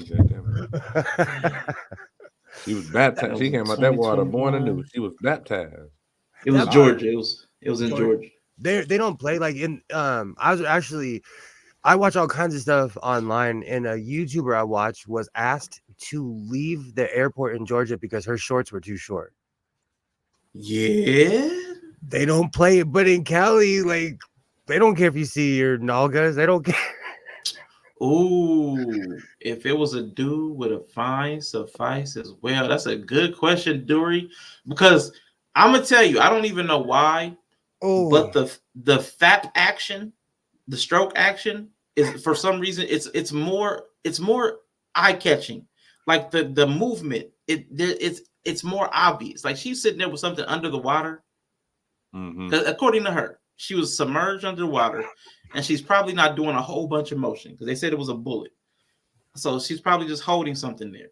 But I mean, if it's obvious, like if she was doing a whole bunch of like in and out movement, the same with a dude. If it's a masturbatory movement, I'm like, nah, y'all need to. I don't know. We need to at least get you off the beach. That's a really good question. Yeah, because I am harder on dudes. Me too. I am pro patriarchy. I am harder on dudes with everything. Throw them under the jail. See, but again, a grown man should know better. But that's just me in my mind, you know. Oh yeah, that lady's reason she said she was stressed too. She was stressed. Again, mind your damn business. If he wanted to whack one off real quick at the beach and shoot it in the ocean because he felt like that might make his day better. No. Here's my problem. I 1000% agree with Yellow on the mind your own damn business street. I live on the street of mind your own damn business. If you yelled, "Hey, you," right now, I just keep walking because I know you ain't talking to me. Like, so that is true. Why are you upping someone? That is a big pet peeve with modern society because people think they can just do this for everything. Like, I don't want to be recorded all the time. Maybe I don't want to be. That's tough. But again, the stuff we allow is the stuff that's going to the next group behind them going to feel entitled to it. So the next time, well, I saw him masturbate on the beach and in my so-called life in Yellow, they walk right by him. So I'm out here, I'm hitting my girl from the back. And I'm going to say, you nasty. As I'm walking by with my complete hypocrite of everything I just said, I'm gonna be like, "Ooh, you nasty," and walking by with my phone. I said, I think some things should be like everything should not be for public consumption. Don Frank, yeah, we still here. We just getting ready to close down. Had a little lighthearted little clip for the last one. Would it be illegal for me to record her if she was in public? I would think for me, you're in public. You should be able to pull out a camera and record in public, especially at a beach. In my state, you are fodder. Don't come to California if you don't want to be on a camera. Like, if you are in a public area and it's not private, you are not like you. People can record you. Yeah. That's the idea of TMZ. Was 30 miles on or something like that. 3 miles on or something like that. It's like they got I think it's 3 miles on, where basically you could you can feel somebody within 3 miles of their residence or something like that. Oh wow!